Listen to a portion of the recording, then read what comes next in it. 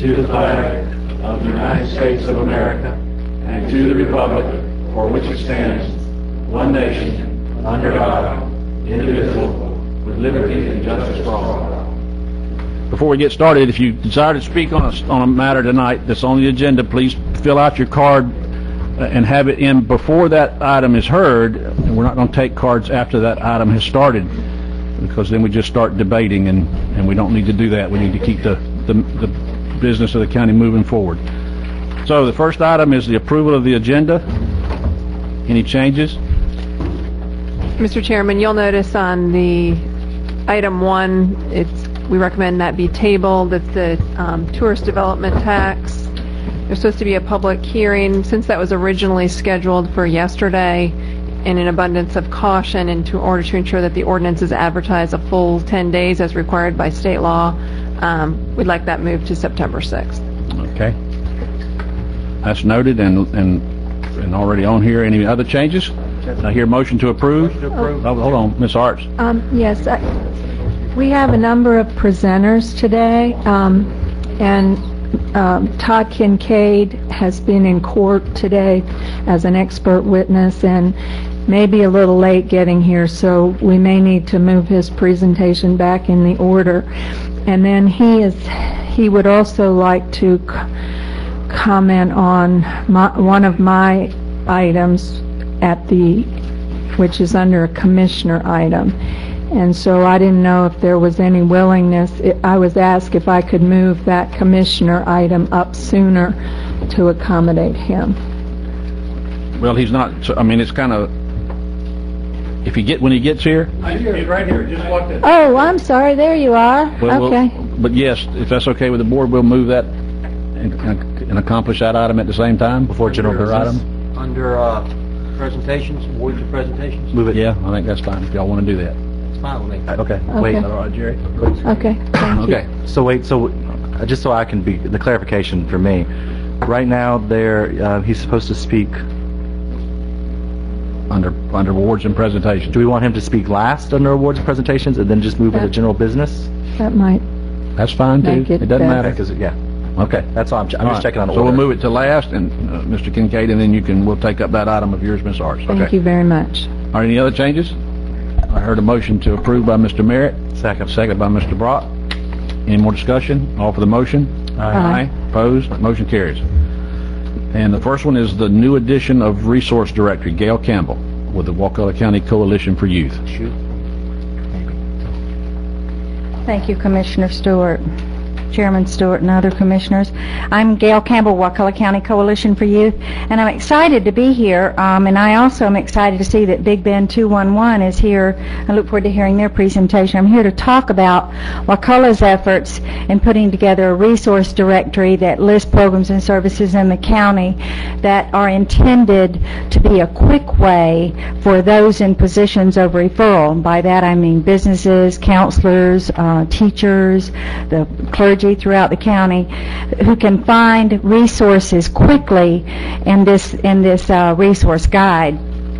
This is the second edition, and it contains everything in it from help with counseling to clothing resale to food assistance and food pantries, alcohol and drug abuse, utilities, transportation, mental health, and it's a really good resource for quick reference. It fits easily in a glove compartment, so our sheriff's deputies carry it around. I know that Chief LaMarche also picked up copies to be used by the folks serving in that capacity. So I wanted to give each of you one of these because you are, like so many others in the community, places of referral, and folks ask you for resources and help all the time. I can only imagine the questions you're asked.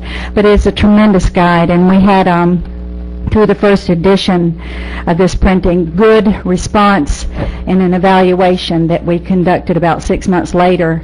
We don't spend money just to spend money in the coalition. It is whatever we do, we value the dollar we're spending and make sure that it is used to good end.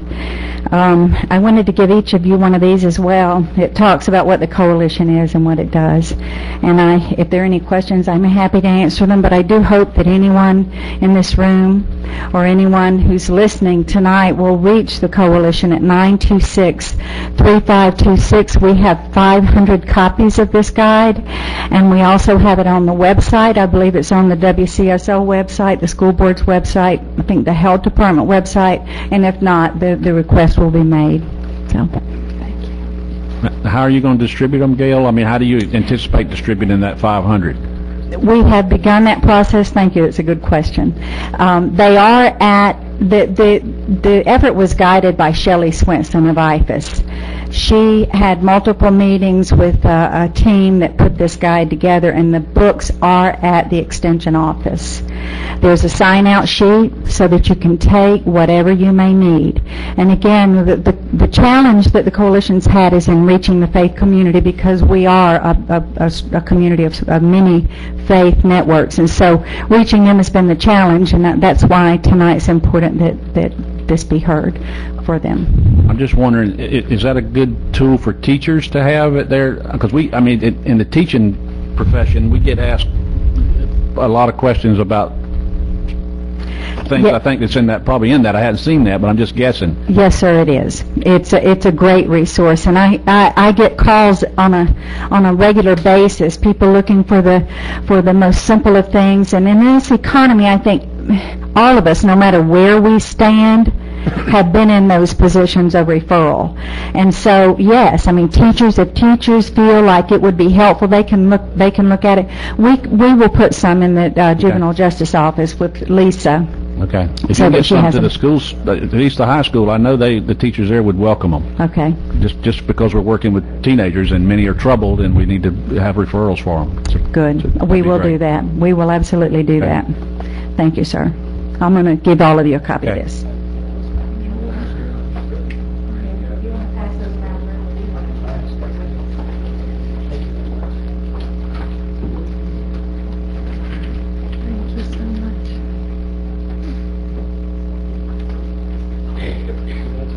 Thank you. I have one, Gail. Thank you. Can I have one of the bookmarks? I'm not seeing the bookmark yet. Well, is it just a pamphlet? I've seen a pamphlet. Okay. About the coalition. Yeah. It has a great for the ROTC. Oh, good. Thank you. Thank you. I haven't seen it yet. Yes, it does. Thank you. Are those Army people? Yes, ma'am. Yes, sir. Thank you. Is that it, Gail? Okay, thank you sir. very much. And next is the presentation by Jason Zauter with 211 Big Bend. I hope I pronounced that right. Okay. Thank you, Commissioners. Thank you for having me. I appreciate it. My name is Jason Zauter. I'm with 211 Big Bend, and I just want to quickly offer up our services to the Commission and everybody in Wakulla County. We are a little nonprofit agency, so I'm not sure if folks know about our hotlines, but I want to just invite y'all to use 211 and use our services if you yourself, if there's a friend or family member that you're concerned about needs help.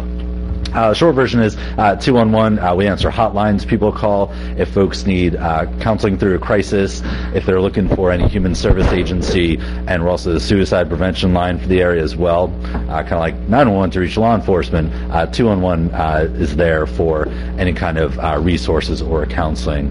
We are a United Way agency. I know y'all get hit up a lot by the United Way, so thank you for your donations. And we work very closely with all kinds of agencies, all the hospices, Red Cross, Community Action Agency, and a Disc Village here, so that if someone isn't sure where to turn to for help, all you need to do is just remember the 3-digit 211 number.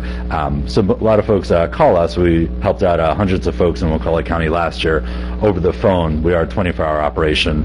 But we also, similar to the great work that the youth group does here, we have a resource directory of all kinds of service agencies across the 8 counties, Wakulla, Leon, all over the Big Bend.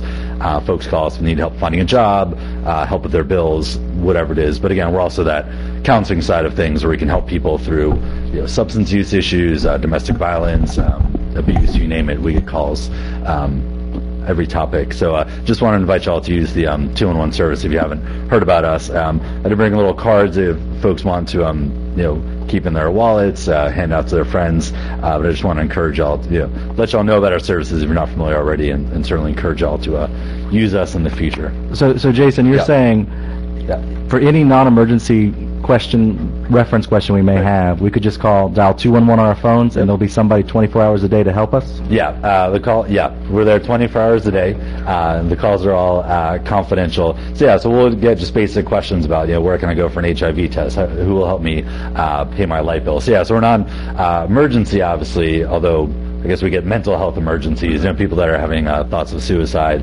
About once or twice a day we get calls from folks who are either having thoughts of suicide or they're worried about a friend or family member. Like just last night I got a call from a 8th grader. I couldn't tell if it was either Wakulla or Franklin County that call was coming from, but it was 1 a.m. as an 8th grader who was having thoughts of ending his life, and so talked to him for a good 2.5 hours, and got him connected to some mental health resources. That's kind of what we do in a nutshell. I just wanted to let you know, under suicide, it's dial 211 for suicide counseling. So you're in here. Okay, all right. Well, thank you. Yeah, we know Coalition here does some great work, so we appreciate that. And just 211, doesn't matter, landline, cell phone works all over Wakulla, Franklin, Leon. And you help, but anytime anybody has paying their electric bill, finding a place, job help, all that, you'll connect anybody. Perfect. Yeah, that's the most common calls. Help with my bills, help with rent, finding a job. That's. You probably get a lot more from Wakulla for paying their electric bill.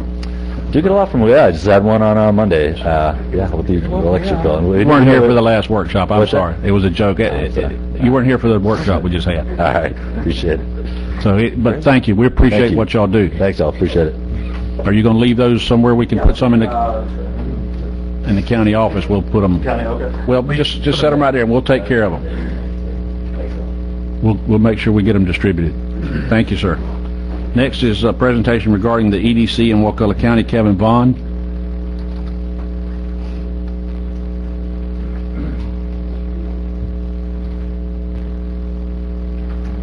Good evening, Mr. Chairman, Commissioners.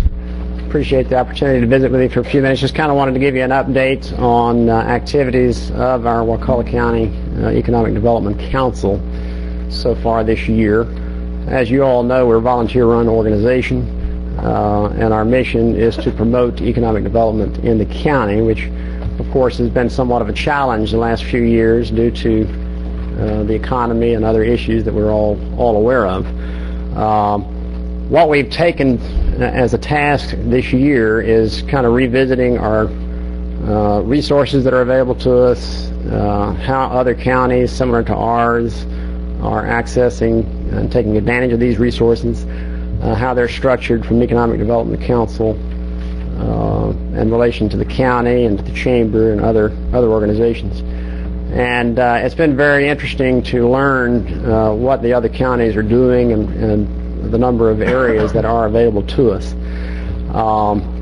What we've done recently in support of our mission as a way of kind of sticking our toe back in the water is we've introduced dues at 50% of the original rate for our membership as a way to begin to develop a revenue source so that we can take advantage of some of these resources, such as website development, taking advantage of some grant writing opportunities, and a number of other areas that would allow us to achieve our mission, which we really see as the number one, marketing Wakulla County and making sure that everybody knows we're open for business down here, that we'd love to have them, and kind of getting our message out as far as what is available from a land resource, from site resources. So we see that as a number one priority, and that's accomplished through website development and other means, which all take a little bit of money to get done. Secondly, the second piece of economic development we see is the workforce, and fortunately we have the Workforce Plus Board in our county that does a good job of keeping track of the employee availability that would fill the needs of any employer that may come to our county. Thirdly is incentives, which there are a number of incentives available through the state and federal governments that they have deployed and made available, many of which we can take advantage of as a county due to our RACIC designation without a match. So we're continuing to explore those specifics, and we'll be glad to get the specifics back to you with more details on that. But many of the programs, as you know, that the state through their Enterprise Florida organization, which is the quasi-governmental entity that basically distributes these funds and tries to match businesses with counties and regions, make available to us. So we're continuing to explore those areas. You've got, of course, staff has been great working with us. They certainly are doing the best they can with the limited time that they have to deal with economic development opportunities that may arise. But we feel like we need to kind of take it to the next level, and that maybe help in the private sector through our Economic Development Council is the way to go. Of course, that requires significant discussion, cooperation, and working with staff at the county level to achieve our mutual goal, which our ultimate goal is to help attract employers, which increases tax base, which allows us to increase revenue to the county without having to increase taxes on the folks that are already here, by bringing more folks into the picture to help share the expense load that we deal with. So that is our mission. We've seen it work successfully in some other rural counties, very, very well. We've got a long way to go. I mean, we're learning as we go. I've been in this position since January and have learned quite a bit since that time. And what I've learned is there's a whole host of organizations out there that are available to us from a resource standpoint, both in terms of information as well as funds. But it does take some doing to figure out who the players are, how to access them, and how to effectively deploy those resources. So we're taking steps to get that done. We appreciate your support. We would ask that you would consider at the appropriate time kicking in on the dues for $250, which is the current dues rate for the county level. So at the appropriate time, we'd love for you to consider that. We understand that times are tight, but we feel like it's an investment that we're all making as the business community, and would love to see that symbolic level of support from the commission at the appropriate time. So with that, any questions from anyone? Would that when we pay our dues, we'd then be able to have one of our staff members attend your meetings and have participate? Be voting on issues and that type of thing. That's correct. Okay. We do have a staff member who attends regularly, Jennifer Langston. Right. She'd have an actual voice at that point. Right. She has a voice. Okay. Any other All right. Thank you, sir. Thank you very much. Appreciate it. And we now have an announcement by Covenant Hospice, Lydia Claire Brooks. Or is it Hospice Lydia and you're Claire Brooks? No, it's Covenant Hospice, and I'm Lydia Claire Brooks. Okay. And I'm going to give you all something.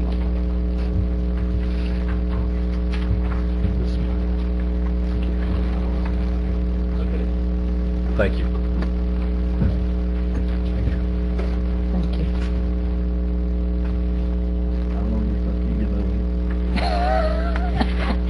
Thank y'all for having me here today. I just want to take a brief moment to talk about some of the things that Covenant is doing here in the community. Covenant has been licensed in Florida since 1983, but we did just come to the Big Bend area in 2003. Last year we served 425 patients in the Big Bend area, including 23 here in Wakulla County. Real quickly, hospice is, I'm sure most people are familiar with hospice. It is the service that people come to when they are in their final 6 months of life, when a doctor has diagnosed a terminal condition and the patient has accepted that and has chosen to fill their final 6 months with as much life as they possibly can. And that's one of the things that Covenant is here to do. We try very hard to fulfill patients' final wishes, whether that is a final walk on the beach. We have had patients get married. We were able to give a little girl an iPad and internet service that she desperately wanted. And that's what makes hospice care unique, is that we actually treat not only the patient themselves but the families. And to that end, what I wanted to talk a little bit about is the unfunded programs that we provide to the families, to the loved ones of our patients. If you take a look, I included the Final Wishes, which is our program that we encourage our patients to participate in. It gives their families a sense of how they would like things to be handled after they are gone. And what that provides our patients and our families with is a great sense of comfort about that their needs are being taken care of in the way that they desired. That is something that is a new program for us, so we're very excited about it, and it's been very well received so far. And I hope that y'all will keep an eye out, because we're going to be doing a workshop about our Final Wishes in September. The next thing I wanted to talk to you about is our children's services and our bereavement services. And those two things are very important because they are open not only to families of Covenant patients, but any member of the community who has experienced a loss. Children in particular have such a difficult time experiencing a loss because their parents or their guardians are generally also dealing with the loss and may not know how to help the child cope. So we offer a few programs that can help parents go through that with their children. We offer a butterfly bag program, which is age specific for young children, middle children, and then teens, that offers videos and books and activities that parents and children can do together. And as I said, that's something that we can provide to any member of the community who may be needing that. You'll see I've included a flyer about our upcoming Camp Monarch, which we'll be doing in September also, and that is a one-day camp for bereaved children. We'll have counselors and social workers doing different activities that, again, will help children not only interact with other children who are having that same experience, but also, have an adult that they can talk to who has been trained in dealing with those special issues. And finally, the last thing that I included there is just a little bit of information about the unfunded programs, the financial impact of those programs. You'll see that we provided $2.3 million in indigent care in the last fiscal year. And to that end, that brings me to my announcement, which is that we are a not-for-profit hospice organization, and we would like to invite everybody to attend our next event, which is called Tailgating with a Purpose. It is Saturday, August 27th from 5 to 8 p.m. It is in Langford Green, just outside of the stadium. So we're going to have a couple bands, Wilson Dean Band, Sarah Mack Band will be playing. We'll have food and drinks and games and a prize drawing that will feature FSU versus Oklahoma tickets as well as some other things. So I hope that y'all will consider attending, and thank you very much for having me. Is this a game ticket? There are tickets to the event. It's not game tickets. You can try to use them. Go ahead. Right on there with That's a good try, though. I appreciate that. Could you leave an extra packet with Evelyn for the record? Absolutely. Sure. Thank you. Now, where is your office? Where is your hospice? Okay. Our office is on Raymond Deal Road in Tallahassee. We're in the Capitol Health Plan building. We do not have a hospice house. That is something that's determined by the state in terms of the number of beds you can have in a given area. But we do offer a physician who makes house calls, and we have nurses here and home health aides here in Wakulla County to serve our Wakulla County patients. Just out of curiosity, is there an overlap with Big Bend Hospice? Do y'all do this? Do you do anything different from what they do, or? No. Out of curiosity. Big Bend Hospice and Covenant Hospice provide the same kind of services. They're both regulated largely by Medicare guidelines. In 2003, the state determined that there was a significant portion of the population aged 65 and older who were passing away without hospice care. And they said they opened it up to hospices to apply for that certificate, and Covenant was awarded the certificate. So it's pretty much, it's the same service. Okay. Any other questions? I'm just curious, do you have music therapy? Yes, ma'am, we do. Okay, We do. I knew that was something that Big Bend Hospice had. We have a music therapist. We also have a wide variety of volunteers, including 11th hour volunteers who can come in and support patients and family in final hours. And we do have a wide variety of volunteer services that we provide. Thank you. Mm-hmm. Thank you very much. Thank you. And then we have the announcement of the Maritime Heritage Tourism Symposium by Diane Delaney, Florida Foresight. And Diane has asked me to make this announcement on her behalf. On Tuesday, August 30th, this will be a full-day event from 8 a.m. to 4 p.m. at the FSU Coastal and Marine Lab. It's the name of the event is the Ecological, Cultural, and Historical Significance of Appalachia Bay, and they've really involved a lot of partners in planning and putting on this event. Just to give you a little bit of information about who some of the sponsors and contributors are: Florida Department of Environmental Protection, FSU Coastal and Marine Lab, the Museum of Florida History, the Tallahassee Museum, Wakulla Historical Society, University of Florida Sea Grant and IFAS Extension Program, the Florida Humanities Council, Enterprise Florida, Visit Florida, Tallahassee Community College, Panacea Waterfronts Florida Partnership, St. Mark's National Wildlife Refuge, Wakulla County Tourist Development Council, the Wakulla News, and others. So this is really a big event that is going to be chock full of interesting information. There is a charge. It's $15 per person, but there will be food and beverages served. If you want to register, here's a phone number: 984-0663. 984-0663, or you can register online at floridaforesight.org. Commissioner Arntz? Yes. It's my understanding that the activity, the actual day is free, but it's $15 if you want to get lunch. So that food price is only covering the food. Sorry. Thank you for clarifying.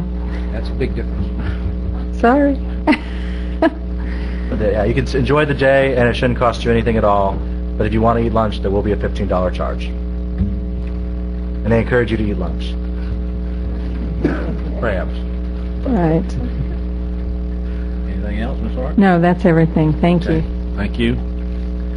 And now we'll have Mr. Todd Kincaid. You come do your presentation, then we'll take on Ms. Artz's.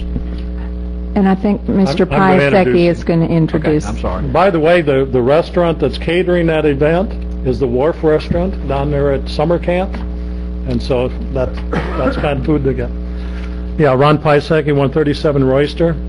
I'm a member of an organization called Hydrogeology Consortium, which is a 501c3 nonprofit organization composed of organizations and individuals that are very heavily involved in water research on the water quality, water quantity issues in our area and throughout the state. Dr. Kincaid is one of the founding members of the consortium, and is probably one of the top 2 or 3 research scientists in our area that has done exhaustive studies on water quality. Also, the resolution that Dr. Artz has put together that's coming up next was patterned after the resolution that passed in Jefferson County with all of the, and I'm not a scientist, I was involved in helping draft it, but all of the technical language in there came from people like Jim Stevenson, Dr. Kincaid, Dr. Rodney DeHaan, and then people from Florida Geological Survey. So with that, I'd like to introduce Dr. Kincaid. Okay. Thanks, Ron, and thank you all for having me today. Just to have a brief presentation, I'd like to go You through. pull that mic to your face a little bit, sir. That way we get you recorded. Sure. You might want to better? stand in front of the podium and position it in a way that you can look at both. Okay. How about that? Thank you, sir. All right. Basically, this opportunity came up, and I appreciate it to come and talk to you about Wakulla Springs and where the water comes from, and what I believe to be some threats that I think you should be considering as we move forward, or as we move forward in time here. I believe everybody was given this presentation, and the first couple of slides summarize what I'm saying, but I just want to go through what we know about Wakulla and take this opportunity to share some of that. It might be a little bit redundant, but Wakulla Spring is one of the largest 5 springs in the state of Florida. Its historical discharge is about 390 cubic feet per second, or 250 million gallons a day, or 150-meter Olympic swimming pool every 3.7 seconds. So there's a lot of water comes out of Wakulla Springs. It has the largest observed range and discharge of any spring in the state. It ranges from about 16 million to 1.2 billion gallons of water per day, which is the published range, or if you look at our own data, it goes from 150 million to 1.4 billion. The range, and this is what I think is the most important thing, aspect of what we're learning that I hope people can internalize, is that the range is so large because Wakulla draws its water from 2 fundamentally different sources. That being what I'll call groundwater, and then another one which is surface water. So let's think about groundwater as all of the water that recharges into the Florida aquifer north of us in the Wakulla Spring Shed, in an area that extends as well into Georgia, as far now we believe as Albany, Georgia. So it's a very large area that receives rainfall, recharge, and then it flows southward and ultimately converges and then flows out of the ground at Wakulla Springs. The other source of water is surface water, or the water in the streams that most of you are probably familiar with because they flood every so often, such as Lost Creek. As we move north from here, Black Creek, Fisher Creek, and then all the way over to Ames Sink, and then ultimately Turf Pond in the Tallahassee spray field. Water that flows in these creeks enters into sinkholes, or what we call swalettes, and then that water goes underground into caves and flows very rapidly to Wakulla Springs. So there's those 2 sources, groundwater and surface water. The water discharging from Wakulla Spring has historically fluctuated between crystal clear and tea-colored brown. The water is normally clear when the flow is low, during dry periods when the surface water component is not entering those sinkholes, and tea-colored when the flow is high, or when there's a lot of surface water contributing to those swalettes. Groundwater tracer tests have definitively shown that the tea-colored water comes from those streams and rivers, those swalettes. So that's where the brown water comes from. Groundwater tracer tests have also shown that the clear water component flows very rapidly once it reaches southern Leon County. So we know for sure that the velocity of groundwater in the aquifer approaches 500 to 800 feet per day as it comes into southern Leon County, into the unconfined area of the aquifer. So it's moving very fast. And the key there is the edge of the confining layer.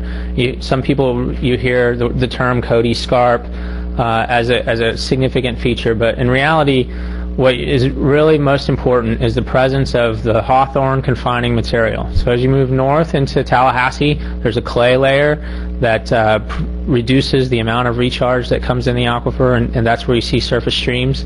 As you move off of that, the limestone is basically exposed at the surface, and it's much more vulnerable to contamination. Pumping from wells in the Wakulla Spring Shed. So as we move from here north, everybody ultimately uses groundwater, and that water's coming out of the aquifer from wells. But all of those wells are pumping the groundwater component of the water that would otherwise flow to Wakulla Springs.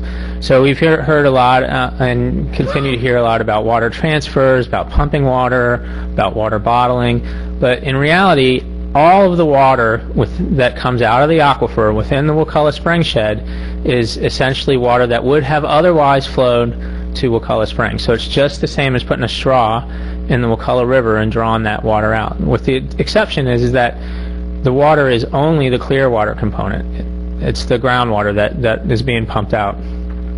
Returns of pumped water to the aquifer within the Springs Head, such as the Tallahassee spray field, reduce the impact of pumping on the spring flows, but they can have an impact on water quality. So the spray field is, Tallahassee is an inline user. It pulls water out of the ground from its wells, uses it, and then it puts it back on the aquifer where it recharges the aquifer and it comes back to Wakulla Springs. So you have a trade-off. Those inline uses are critical. As you start to pump more water, it's the only way to return it to the aquifer and maintain flows at Wakulla Springs. But of course you have to worry about quality. These are kind of what I call disconcerting trends, but the reality is that we don't have a very good historical record to monitor the system to see how it is behaving. But the data that we do have suggests strongly that groundwater levels are declining and have been declining for a few decades now. And so you can see these graphs, I think. Whoop, that was not a good idea. What did I do? I'd like to see the grad student ran those statistics. Yeah. Points are everywhere. Well, right, and all that is a trend on those plots.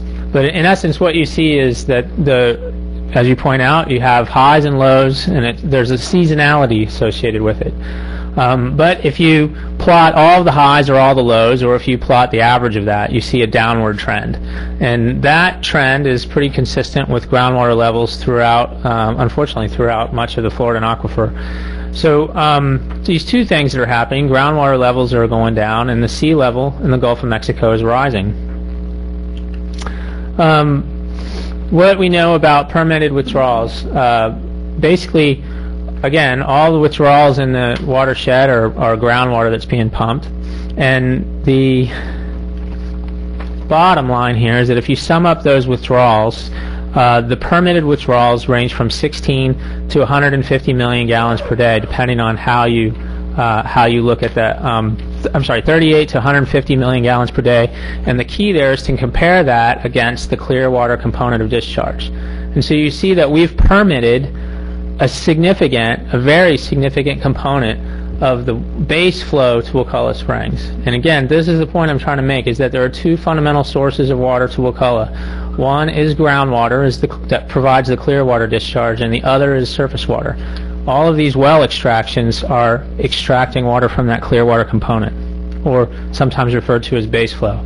So Spring Creek has been a point of concern recently, and we've been studying it for a couple of years. We now know that Wakulla and Spring Creek springs are connected by one or more underwater caves. So sooner or later, the divers of the Woodville Karst Plain project are probably going to be able to physically swim from Wakulla to Spring Creek. We know that Spring Creek, we first began to recognize its reversals in 2006. It probably was reversing before that. But now we know that when it reverses, salt water travels through those caves as far as Highway 98, where we've measured salinity increases in the caves 300 feet below the water surface in sinkholes. Spring Creek continues to reverse and or not flow until the rains come back, usually in the fall, or as a result of storms. And increased surface water flow into Lost Creek causes it to come back again. When Spring Creek isn't flowing, the groundwater that used to flow to it flows instead to Wakulla Springs, and you can see that very clearly in Wakulla's discharge measurements. The water that shunts up to Wakulla is lower quality and clarity than the regular groundwater flow to Wakulla, and the addition of that water causes the water clarity at the spring to decrease to the point that the glass bottom boats can't run. A lot of people have seen these before, but the red lines are traced groundwater flow paths. So we've done a lot of tracing, and what you can see consistently is that basically all of the water flows to Wakulla Springs, and as of recently, including water from Lost Creek. So most recently, we've done tracer tests that show that when Spring Creek is flowing, the water from Lost Creek flows to Spring Creek. When Spring Creek isn't flowing, the water from Lost Creek turns around and flows north to Wakulla Springs. And basically, why is this happening? We know that there are two, and essentially only two, mechanisms that can contribute to this. One is sea level rise, and one is a reduction in the groundwater levels north of us. Pumping is one of the most fundamental reasons that groundwater levels would be reduced. So essentially, what we know as will be happening is if sea level continues to rise, which it will at a very slow rate, And if we continue to pump more water out of the aquifer north of us, that includes the region, not just Tallahassee, but the region all the way into Georgia, we will continue to depress the groundwater gradient, and the reversals of Spring Creek will get longer and more prolonged, and the water clarity and quality at Wakulla Springs will continue to decline. This is data from our meters that we have installed, and you can see in this data the green line is the water level in the Wakulla River at Wakulla Springs.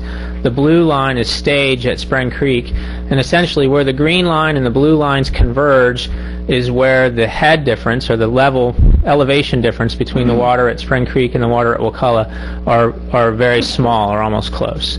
So you can see that essentially Spring Creek is coming up at high tide, and water levels at Wakulla are low enough that there's very little gradient between these two. And in order to prevent Spring Creek from reversing, protect water quality at Wakulla Springs, we have to maintain groundwater levels at, and this number is still open for debate, but I'm saying at or about 3 feet to maintain flow to Spring Creek. And this is what, in addition to water quality at Wakulla, this graph also represents what's at risk. This is a plot of water level and salinity at a place called Punch Bowl Sink, which is a sinkhole located right about Spring Creek Highway and Highway 98, so a couple miles north of the coast. And when Spring Creek reverses, so basically if you look over on the left, the blue line is water level. When Spring Creek starts to siphon, the water level in Punch Bowl Sink precipitously rises, and the salinity, or the conductivity of the water in Punch Bowl, goes way up to about saltwater levels. When Spring Creek starts discharging again, water levels in Punch Bowl fall back down, and the salinity, or the conductivity, goes all the way back down to freshwater conditions.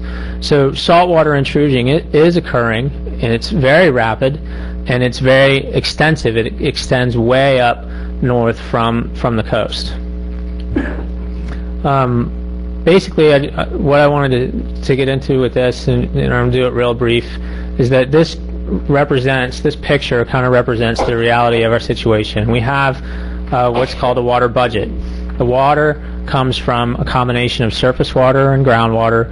It goes into the ground, and as this graph represents, our wells extract it on its route towards the springs that ultimately discharge at the sea. And we have to understand this budget in order to be able to manage water levels at Wakulla Springs and Spring Creek. And this budget is essentially the same thing as a financial budget. You need to understand how much water comes in, how much water goes out, and then that'll give you an idea of what your change in storage or your change in your bank account boils down to. And the reason I bring these up is because we're really not measuring stages and groundwater levels to the point where we can develop and maintain a solid understanding of that water budget.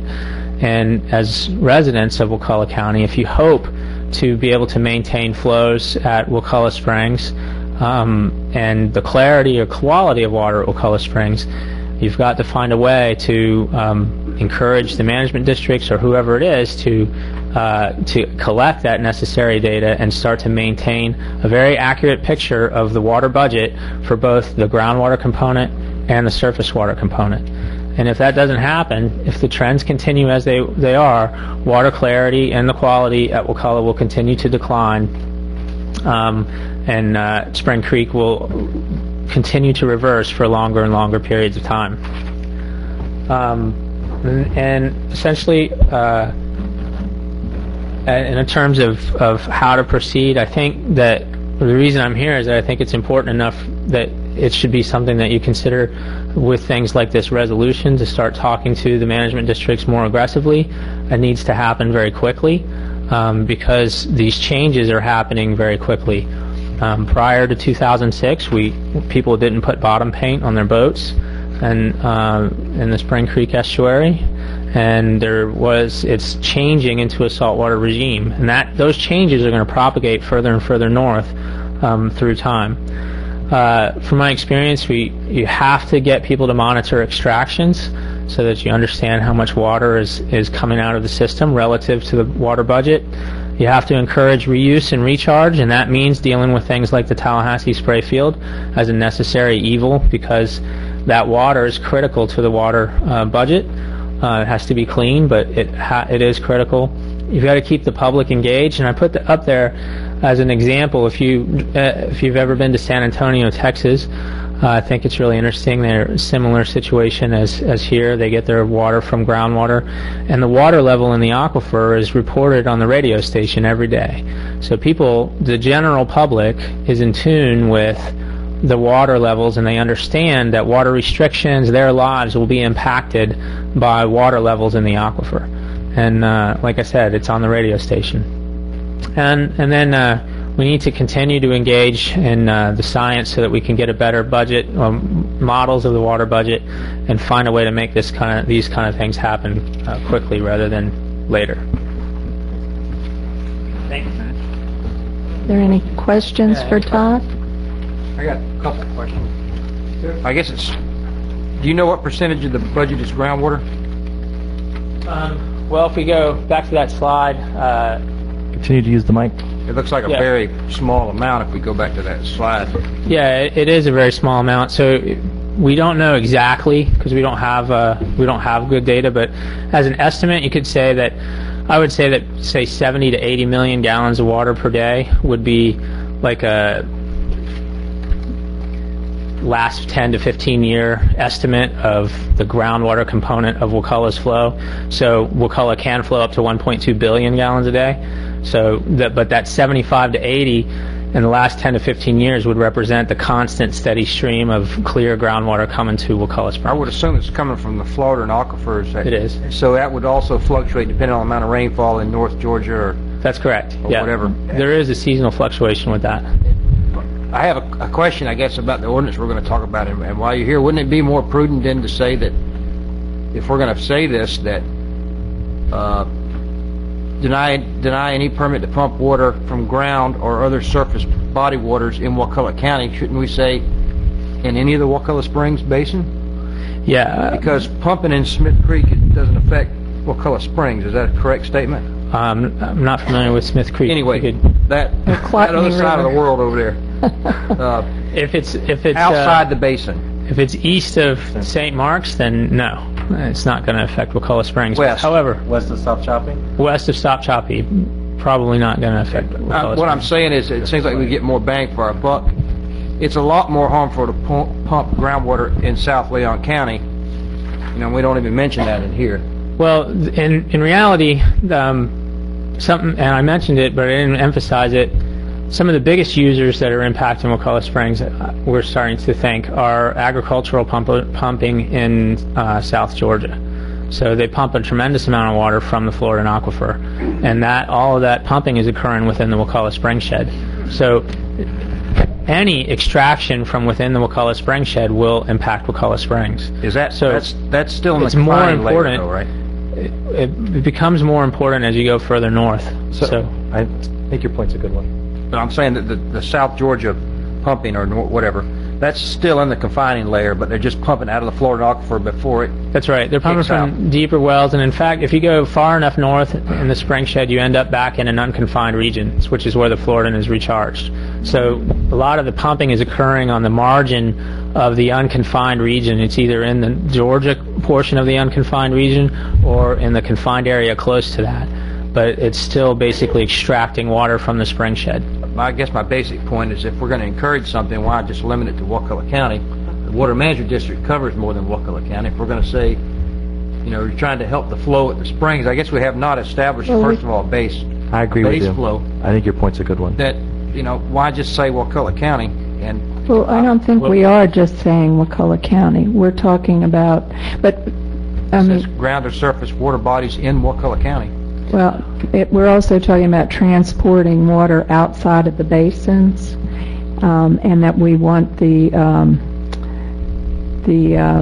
I think what the plan is that as a county, since we're at the end of the stream, we would do this first, and then we would approach and try and get Leon County and other counties that are also in the basins to pass similar kinds of resolutions.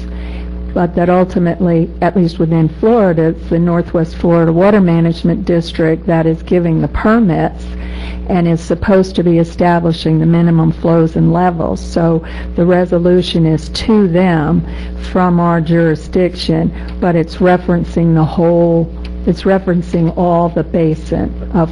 I don't know if this, I assume that the resolution is going to be directly next, and while he's here, I was going to ask these questions. I agree with you. And I think that for political reasons, you may have to limit what you're asking to Wakulla County, but from a hydrologic standpoint, withdrawals from the spring shed impact Wakulla Spring, and it has nothing to do with what the water is used for, or whether it's taken out from Leon County's jurisdiction or Georgia's jurisdiction or anybody else's jurisdiction for that matter. If it's in the Wakulla Spring shed, it impacts the flow to Wakulla Springs. But on the same note, if it's not in the Wakulla Springs shed, it does not affect Wakulla Springs. Correct. This also makes a blanket statement saying anywhere in Wakulla County. It's kind of like what we did with the septic tank ordinance. We said everywhere, even if it doesn't affect the springs at all, you got to. And part of that concern, I think, was because the boundaries of the basins are not real well defined, and they seem to be increasing.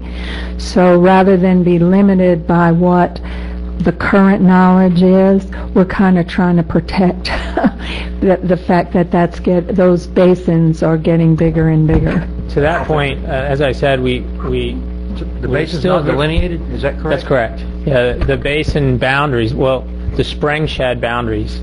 So we've even had to come up with new terminology, kind of scientifically. Spring shed as a term didn't exist until maybe 10 years ago or something like that. But watershed means the topographic area that contributes water to a river. The spring shed necessarily has to incorporate all of the watershed, like for instance, Fisher Creek and Lost Creek, because when Lost Creek is flowing to Wakulla Springs, all of Lost Creek's spring shed is contributing water to Wakulla Springs. But then there's also a groundwater area that contributes water, underground, and that extends as far north as Georgia, and particularly that component of the spring shed is still fuzzy, let's say. So they have to go move those signs in. Yeah, exactly. Wakulla Springs. Yeah, you guys have a habit of wanting to put lines on a map, and we have a habit of wanting to make those fuzzy zones that say somewhere within here. Okay. So, how you want to get this on in the way of a motion so we can? Oh, okay. Well, I was gonna. Jessica has a revised version of the resolution to hand out.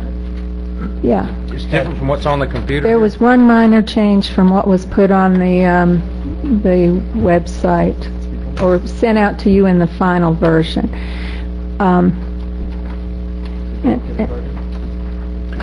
would like to ask you. Oh, please excuse me.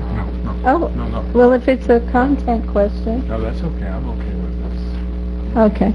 Well, first I wanted to acknowledge that this has gone through a really long process and has involved lots and lots of parties and experts and organizations.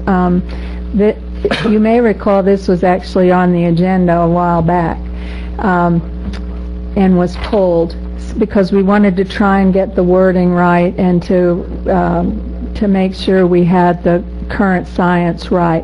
And so Ron credited me with drafting it, but I didn't draft it. This was really put together by the Hydrology Consortium. Did I get that name right?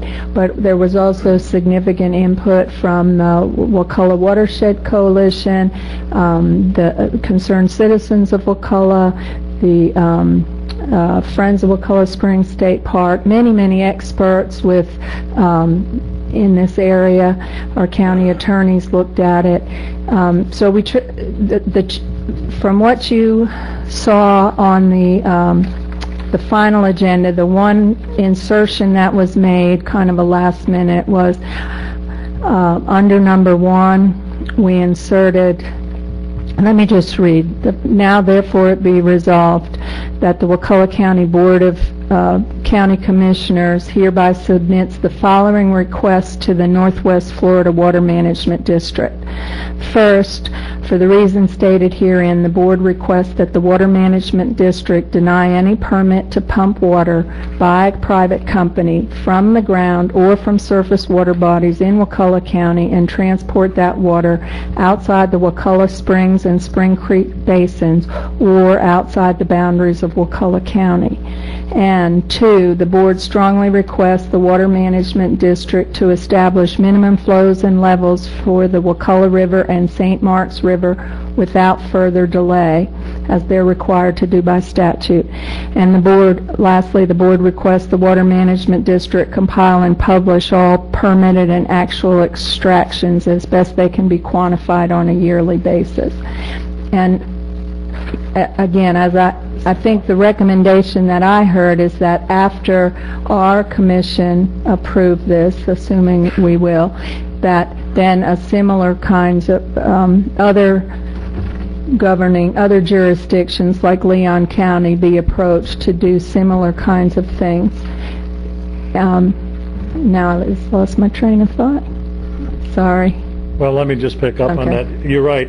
The consortium had been confined basically in the past just to doing basic research, but we've agreed we're going to expand the membership, the consortium, to bring in more than just scientists, to bring in managers and government types and that, because we see a great need for public education. And so this may be sort of the kickoff, if you will, of the consortium's effort. We'll be working with groups like the Watershed Coalition. Hopefully this passes tonight, and then we'll be working with Leon County and City of Tallahassee to do something similar. And God willing, we'll be up in Georgia to try to get them to look at the same thing. We'll be also working with various civic organizations, public organizations, Chamber of Commerce, putting on public forums, conferences to educate the public, because as we go on down the road, it's going to require a change of behavior of citizens also when we're looking at water consumption, water conservation, and water quality issues. So we really, and I think, Randy, you mentioned about maybe changing the signs. Well, the last time the Watershed Coalition came back to increase the Springs Protection Zone, and we did it based on science, and that passed right off the bat. In those days, the science didn't show any water coming from the southwest or west into Wakulla Springs.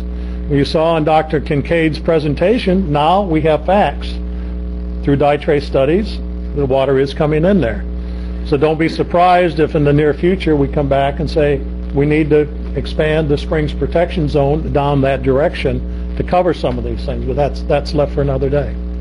So we're here, and Dr. Kincaid can answer the number 2 and 3, because those are scientific sort of requests from his side.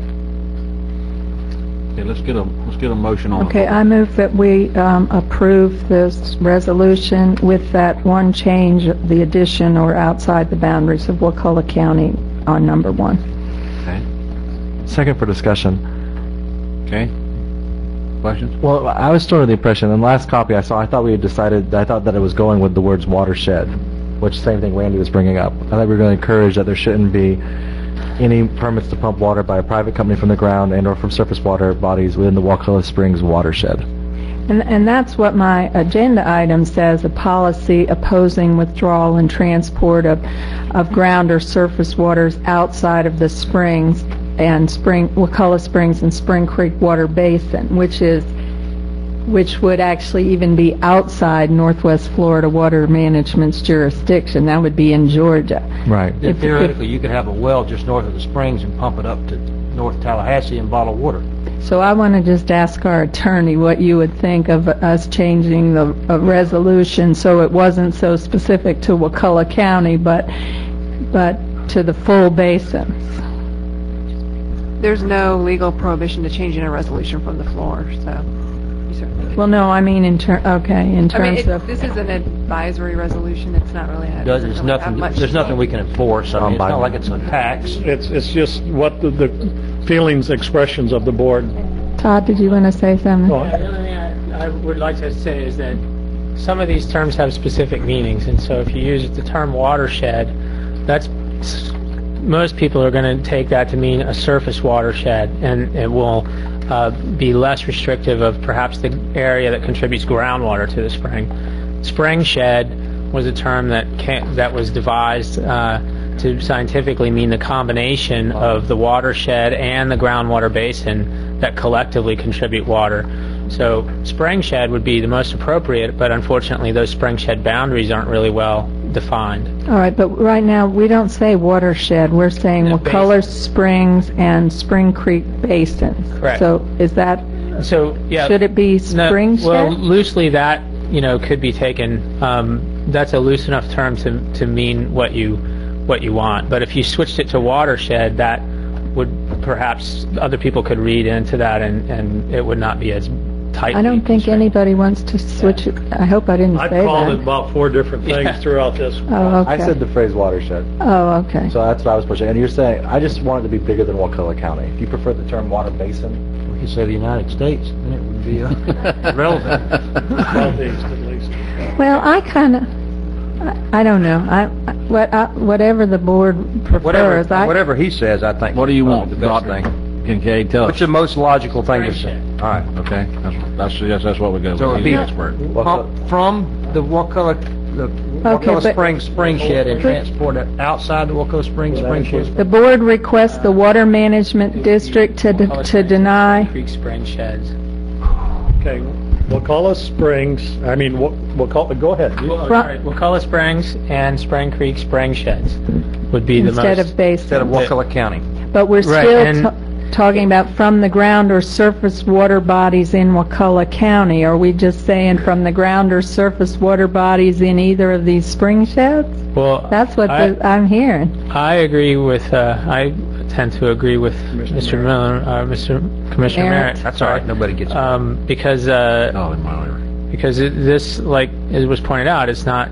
You don't have any legally binding thing here. What you have is a request that people, understand that their actions, even though they live in Georgia, have an impact on the spring here. And what you're asking people to do is to limit or guide their usage accordingly. So to me, I think cutting it to Wakulla County, I agree, is not the point that I think you're trying to get at. Now, on the same note, without beating this absolutely to death, I'm going to beat it a little too after you if we finish. change both of those to what you're suggesting, all right? Theoretically, we're saying it's okay to pump water from Wakulla County and distribute it anywhere within the basin, which extends up to Georgia. So, if the intent is this is to not have bottled water plants, then we just need to come out and say that. But if the intention is to protect the springs, then let's do it to protect the springs. That's basically what I'm saying. And the only thing I would add there is that, since I have the mic, is that the focusing on what the water is being used for, I think, it to some extent may be counterproductive. I agree. What you really are concerned about is the magnitude of the withdrawal of water. So and this is the point that I've tried to make to people before, but if you put a lot of energy into trying to stop, let's say, a 10,000 gallon per day water bottling, industry or facility here, and let a 10 million gallon per day expansion to the city of Tallahassee's groundwater system be permitted, then you lose huge. So it's the magnitude of the water that comes out. Basically, whether it's used for tomato farming or water bottling or car washes or anything, the magnitude of the extraction is the only thing that matters to the discharge at Wakulla Springs. Well, but it also matters whether it's returned to the basin. And That's the problem if you have an extraction by the city of Tallahassee, that's going to go, most of it, to the spray field and back to Wakulla Springs, whereas you have a water bottling plant, they would have to say they'd only sell it within the basin, and that's most certain, I think. Yeah, be inside the basin too. But I guess to me the emphasis there is on the magnitude of the extraction, the disposition of the water, and so if you pump a lot of water out of the ground and you put it in a pipeline and you send it out of the basin, whether it's used for water bottling or anything else, it doesn't matter. So it's really just the magnitude of the extraction, and as you point out, the disposition of what's done with it is what is of major concern. So, I have a question. Are we not more affected by agriculture in Georgia with the flow than we are with local? I can't answer that with direct knowledge, but I can say that with the modeling that we're doing, it certainly suggests that the agricultural pumping is the biggest problematic usage, because it's big and it's not returned. Whereas, as you point out, the city of Tallahassee is a major user, but they return a lot of that water with the spray field. Again, by thinking of it in terms of the magnitude and the disposition, as you move forward, propositions by the city of Tallahassee to expand their pumping without contributing that back, are of threat. But right now, I think that the pumping is probably the largest threat that there is. That's correct. I have one other thing. I will vote for this, but you're only talking about Wakulla Springs. We have a seafood industry that runs the entire coast that's dependent upon a certain amount of fresh water throughout the coast. My concern is not so much for Wakulla Springs, which is equally important, but our whole economy is based on the seafood industry. Okay, then from my perspective, one of the biggest things that you have to worry about right now is there's a minimum flowing level that we're trying to get the management district to establish. They're trying very hard to establish a minimum flowing level for Wakulla Springs only. But yet we know that Wakulla and Spring Creek are directly linked. And so there's a lot of nuances in the terminology that come through that, it's hard to convey right now, but one of the things that I think you really need to pay attention to is that Wakulla and Spring Creek need to be inextricably linked in terms of the management districts establishing a minimum flow and level. Otherwise, you will see continued loss of discharge to the coast, which threatens your We have the Ocklackney, the Sopchoppy, and we have the Oscilla. Those are just as important as Spring Creek and whatever. So those have all got to be protected. I agree with that, and I would say that, number one, we haven't looked at those individually, so I can't come to you with data to say how those are threatened or not. But what I can say is, based on what we know, the systems aren't really any different. What happens here at Wakulla Springs and Spring Creek is the same thing that's happening to every single major spring discharge from essentially what we call the karst belt of Florida. So you can go from the Apalachicola National Forest all the way around to Tampa, and what we are learning here is applicable everywhere. And so particularly Oscilla, as development expands, as pumping pressures expand to the east, those same threats will befall the coastal region of the Oscilla. I guess what I'd like to see from the board is some head nod or whatever about whether this is acceptable as it is as a first step to let the water management district know our feelings, or if you want more wordsmithings to make it to the broader spring sheds and I'd like to be the broader spring sheds. If that's really intention is to protect Wakulla Springs, I think that's what it needs to say. I agree with Randy, but I think we can do it right now. Yeah, you can do it now. I mean, this isn't a... We just have to make a new copy for Mike to sign later. It's just an opinion. Just authorize me to sign it after we approve the language tonight. That's fine. Okay, well, other than changing, so we're going to change for number 1, from the ground or surface water bodies, we're going to deny any permit to pump water by a private company from the ground or surface water bodies. To pump water and transport that water.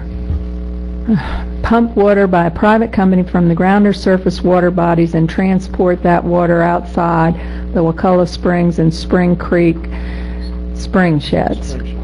I can't do that. I'm going to bring forth an agenda item that we don't pump any water anywhere in Wakulla County to be sold. Now, however you can figure that. Well, that's what that says. Well, I don't it's just think those are describing, compatible. it's just saying that Wakulla Springs, Yours can be stronger, Jerry. Hers is actually weaker than what yours is. So. yes. Well, this Okay. says we're outside up. the boundaries of Wakulla County. I think this is more what you want. I think it's closer to what you want. I just don't want it coming. I don't want any water being pumped out of Wakulla County, and it's not having to do with anything other than somewhere down the road, regardless of what Wakulla County does, we hold every drop of water that we've got. South Georgia is going to pump half of the water that we need in their agriculture, and we haven't got anything we can do about that. And the aquifer is continuing to go down all the way. Savannah is in our part of our aquifer, and they've got a 30-foot drop in their aquifer over there, and they're getting seawater inclusion in that. And if we lose our fresh water on this coast, we lose our seafood. We lose the total, everything about the coast we lose. So How about in point one, changing the word basins to spring shed and leave everything else as is? Well, I don't want to beat this to death, but it should say from the groundwater or surface waters bodies in the Wakulla spring shed. Period? No, continue on, and transport that water outside the Wakulla Springs. Well, that's what I just spring said. Shed. Yeah, Change basins to spring shed. and then No, but change he- Wakulla County spring shed. He wants to get rid of the in Wakulla County so that we're saying from ground or surface water bodies anywhere in the spring sheds. Exactly. That's what I think he recommended. But then what the language we added outside the boundaries of Wakulla County doesn't make any sense. How about spring sheds within Wakulla County? yeah, Which would be all within Wakulla inclusive. County, that would cover the coast from one side to the other. That's not addressing He's their talking- issues. Dr. That's, Kincaid said that's only, we're only talking surface Why don't we water. let him Cover write? the areas of Wakulla County that contribute flow to Wakulla Springs. Okay, why don't we do this? Wakulla and Spring Creek Springs. I mean, this is not something that's going to be earth-shaking tonight. Can we go away and bring it back at the next meeting, Lynn, and you get with Dr. Kincaid and well, he's been involved in doing this. Put it on the consent agenda. let's Okay. just get on the consent agenda. We Okay. all want to do it. There's nobody up here that doesn't want to do it. Let's just get the language that we all agree to. Okay, we'll work on it some more. I mean, we're beating this to death. Heather, you want to give us another shot? Yeah, we are spending a lot of time. Okay, so I'm, I'm saying. Yeah, well, I think the fundamental thing that actually you guys have to decide is whether whether you want the language to be specific to Wakulla and Spring Creek spring sheds, so the portion of Wakulla County or the extension of it all the way into Georgia, or whether you want to make it more broad and just say you don't want to take it out of Wakulla County, period. And I'd I rather wanna see see this it kind of a model I ordinance. think the like latter. this That you could take. The latter is what we've all agreed is what we want. I'd rather see it stay in the watershed because you get into a lot of weird things, and it gets to be a more complicated conversation. We're making in the spring shed. Well, you got people. Let's say someone does agriculture here. They're just doing a small agriculture facility, and they're selling vegetables in Tallahassee. There's arguments. Nonsense. I'm not a scientist, so I'm not going to. Right, that's- you You You could probably just say water's contributing to the spring sheds within Wakulla County. okay. I move to table this and bring it back on the consent agenda at the next meeting. You understand my position? I don't want to make it Wakulla second. County specific. Second, maybe Finley. I make my second. We got some citizens that, do y'all still need to speak? Chuck Hess? We're going to bring this back. We'll go bring it back on the consent. Don't talk us out of it. Mr. Kincaid, you already spoke to Howard Kessler. Thank you.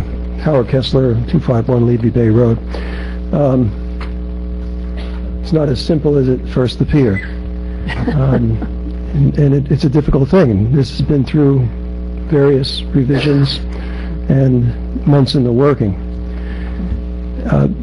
Al Burt was a journalist from Florida. He's now passed away. And he wrote for years a column in Florida. At that time, before his passing, he said, people keep on saying there's plenty of water in North Florida. He says, if that's true, I'd like the 7 feet that's missing from my pond replaced. And we have a problem. Wakulla Springs, it's our jewel, it's a problem. But it's not just Wakulla Springs. It's our entire county and how this water is managed. It's very difficult. Some of that's been apparently taken out of our hands, but we still can express ourselves. And this is a good first start, even though it hasn't been wordsmithed. I think it should come back on the regular agenda if it does, because we don't know what's coming back at this point in time. But I would encourage you to not just limit your look at this to the Wakulla Basin, Springs Basin, but the entire county, because our water tables are dropping. People's wells are drying up. Whether they're in that, if they're outside of that, they're in more danger than not having to have the well function that they had functioning. I can speak personally about that. Right? So people are going to have to pay more money to dig deeper, to get to those deeper levels, and there's a sustainability issue as well. But I would ask you to consider the entire county. Thank you. I think I'd like to try and do both in this resolution. If the intention of this is to protect the springs, if it's about bottled water, make it about bottled water. If it's protecting the springs, let's make it about protecting the springs. Let's just be honest about it. Well, let's do both. I may not agree with both. Okay, Victor Lambu.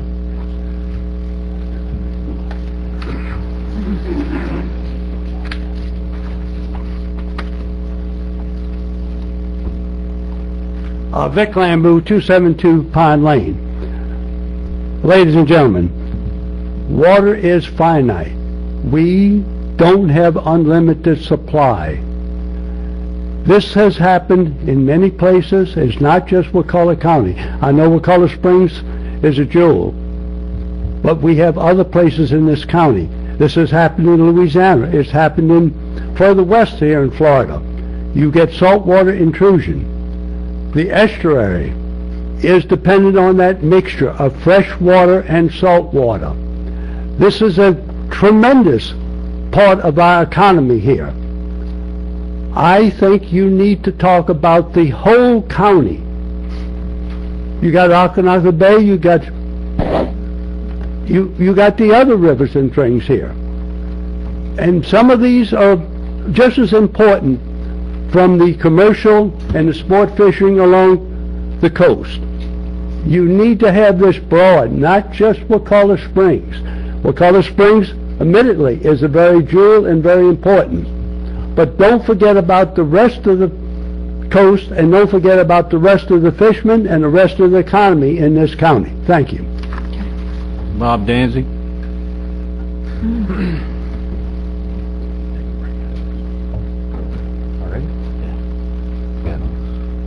Hey, Bob Danzig. I live in 9 Springview. Maybe I can bring a little bit of common sense into this. I don't know. Now, this fellow back here said Tallahassee took water out, but they put it back, so that was okay. It's kind of in line.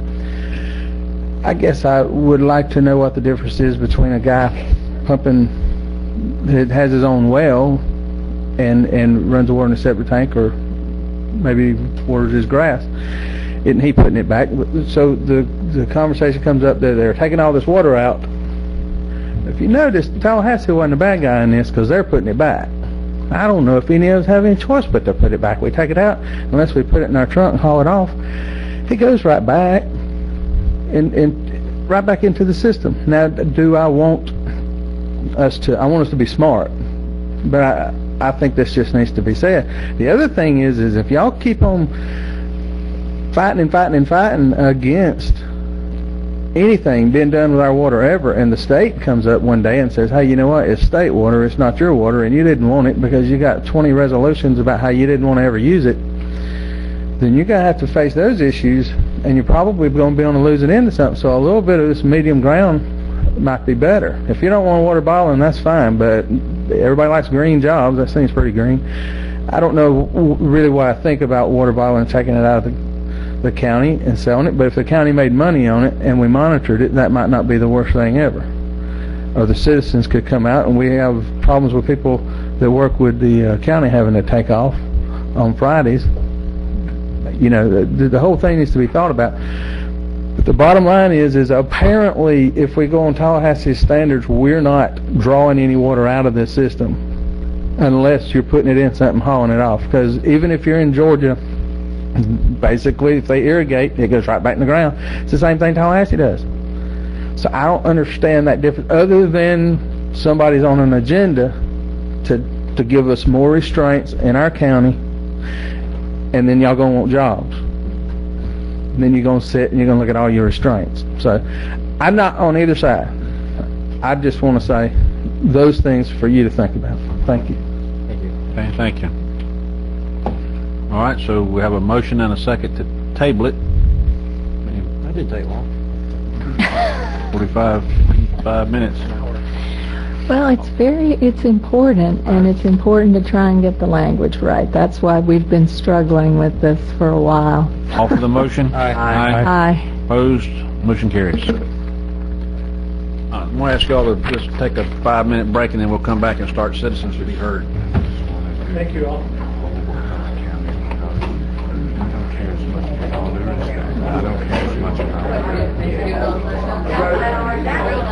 We can have a seat. I'm sorry that went so long.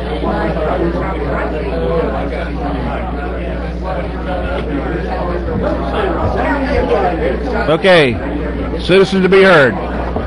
Mr. Russell? Chief Russell. Chief Russell. Yeah, please, come by tomorrow. Trying to get started. Thank you. Citizen to be heard. First citizen to be heard is Rachel Pienta.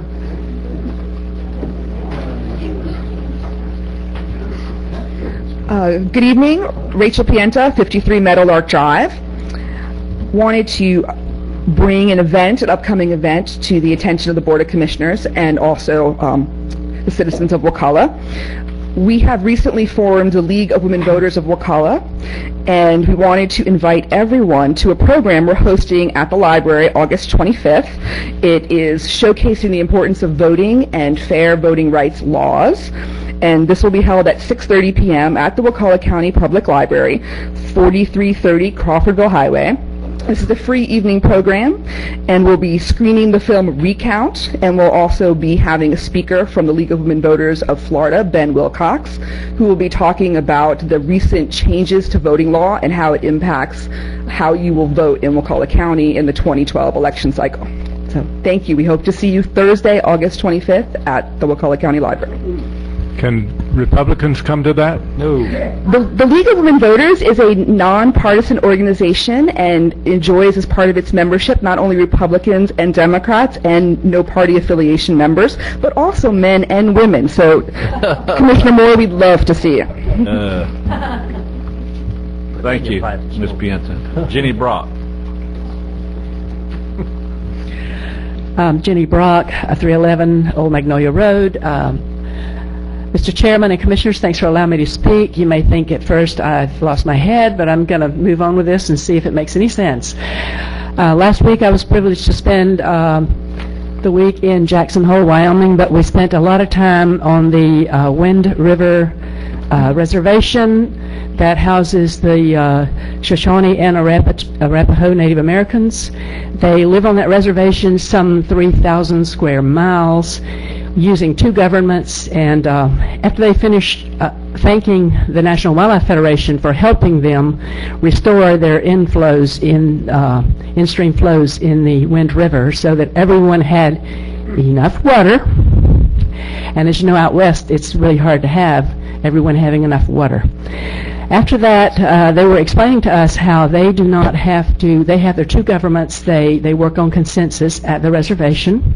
Most reservations, they all sort of get together under one government, but they have their two different governments.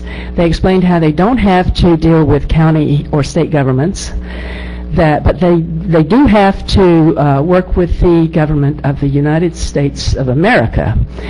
And they reminded us right away that they never hesitated to set their standards higher.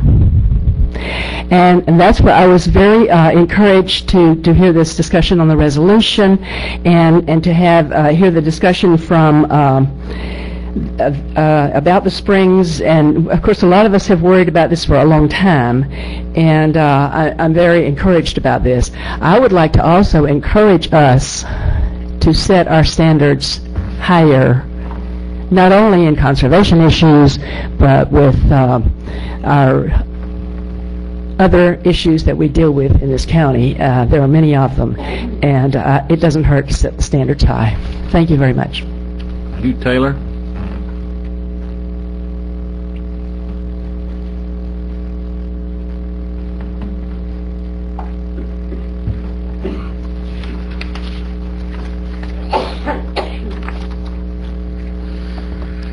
Thank you, Commissioners. My name is Hugh Taylor. I live on Martin Luther King Road. I'd like to talk about messes. Our Tourist Development Council is a mess. It's supposed to develop tourism, and the concern is that it's being used for everything but. A group of citizens has been watching its activities for some time. It's not the first time this group has looked into county issues, not the first time they became concerned about public money and how it's spent. You were informed before and did nothing about a lot of things. County administrator situation was a mess, housing was a mess, weatherization was a mess, other messes. You preferred to sweep things under the rug. Nothing was done until outside agencies stepped in. Now the TDC seems to be a mess, but you have refused to do anything.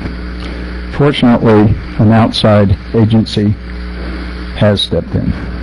It's the clerk's office. And I'm extremely grateful to them for their investigation and diligence into what's going on with the Tourist Development Council. They saw the evidence brought forward and have acted by calling a halt to any further payments to the TDC until the mess is straightened out. You can see the letter from the clerk to the county administrator at www.wakulla411.com. Why do you continue to refuse to clean up messes small groups of well-connected people make? Why are they allowed to walk away from their messes and people like me and my neighbors have to pay for the cleanup? Commissioners, please, no more messes and no more sweeping under the rug. Thank you. Renee Calhoun.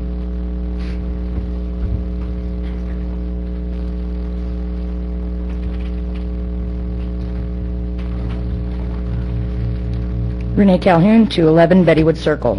Commissioners, I'm concerned about the letter from Greg James to Tim Barden and Heather Encinosa regarding some of the irregularities myself and others have found regarding the TDC.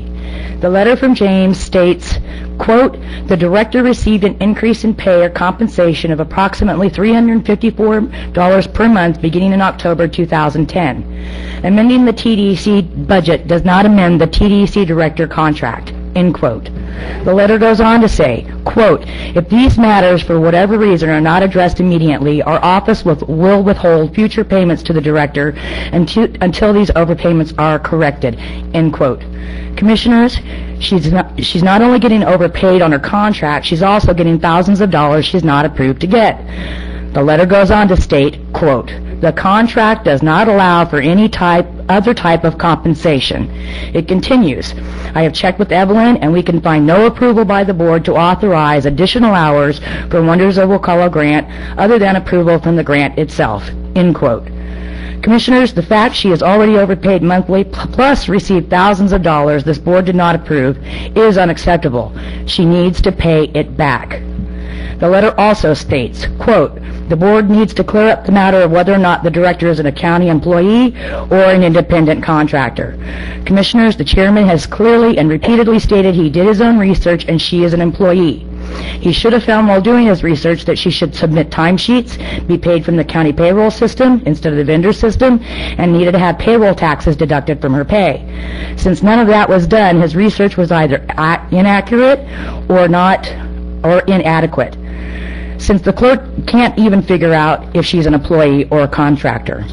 I went to the TDC meeting, the last TDC meeting. From what I heard and recorded, it seems the council does not seem to know their duties and there is little to no oversight. One example, a document titled the Wakulla County TDC Budget Summary for August 10th, 2010 is inaccurate. I don't know who did the summary, but they apparently did not look at the statement of revenues and expenditures from the clerk's office that was also attached. The clerk's statement clearly shows the TDC phone budget was 108% of the budget in June, yet the summary says the phone is under budget at 87% as of August. The issues in the letter from the clerk's office only scratch the surface of what has been found. The bed tax money could be better spent. I am identifying problems. It's time for you to fix them. Garland Burdette.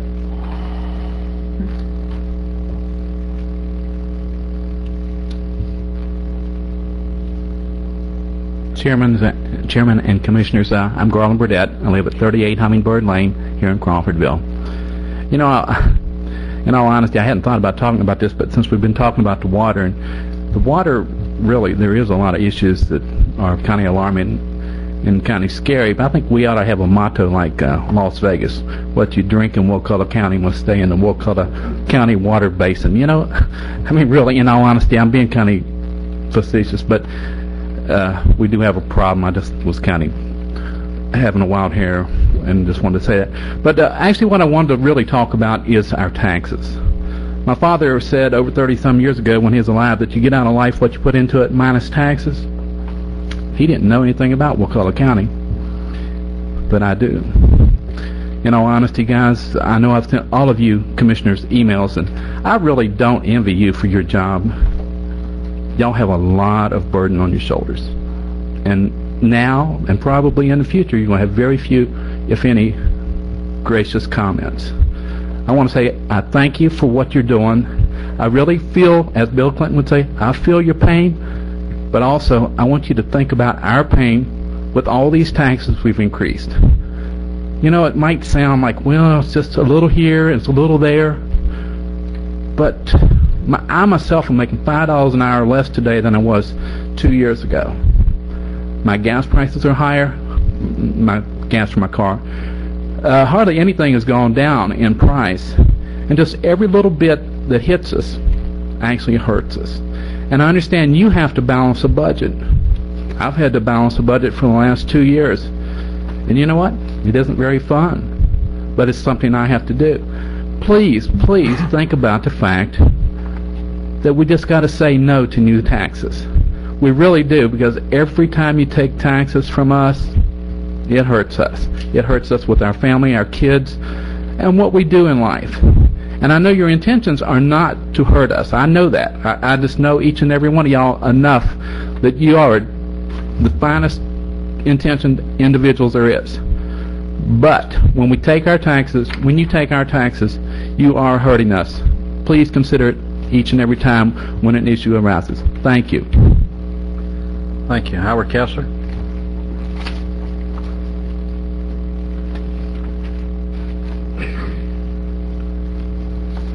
Thank you, Commissioners. Howard Kessler, 251 Levy Bay Road. Speaking now as Chair of CCAL. This coming Thursday, we have a guest speaker at our monthly meeting. It's Alan Fryer, and he is the president of Concerned Citizens of Franklin County. And the board and the citizens are always struggling with issues that are important. So does our neighbor. And it's in this hope that we can possibly learn from some of their experiences and how they've managed and dealt with some of their problems that he comes to share his experience with us. So I invite you, the board, I invite the citizens of Wakulla County to attend Thursday at 6:30 p.m. Starts the social. 7 o'clock is the meeting when the speaker will present, and encourage you to come. Thank you. Okay. That's all the citizens to be heard. We'll move on to the consent agenda. Motion to approve consent agenda. Second. Any discussion? All for the motion? Aye. Aye. Opposed? Motion carries. No planning and zoning items. General business.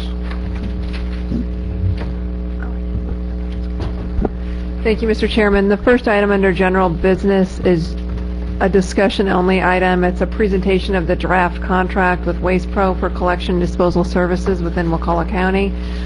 When this RFP went out, a draft contract went out with it that outlined the basic scope of services. We have had a couple meetings with Waste Pro. Obviously, no decisions have been made since those are within the purview of the board. So we did want to provide you with this draft contract. It will come back for approval or not on your September 6th meeting. I'm going to briefly touch upon some of the highlights of it. This provides for once per week pickup of solid waste and recycling materials. It also provides for bulk waste residential collection. It'll be quarterly, but it also has optional on-call service. In addition, Waste Pro has indicated that they will pick up bulk waste items with normal pickup day, so long as it doesn't exceed 2 cubic yards and can fit in the back of the truck. What would be an example of something 2 cubic yards? I have no idea. Okay. I see. Good. Two. An idea what a Yard cubic is 3 yard feet is? by 3 feet by 3. A refrigerator. A stand-up refrigerator. Well, they not white goods. I know, because like, just an example of like quality. like a couch. A lazy boy?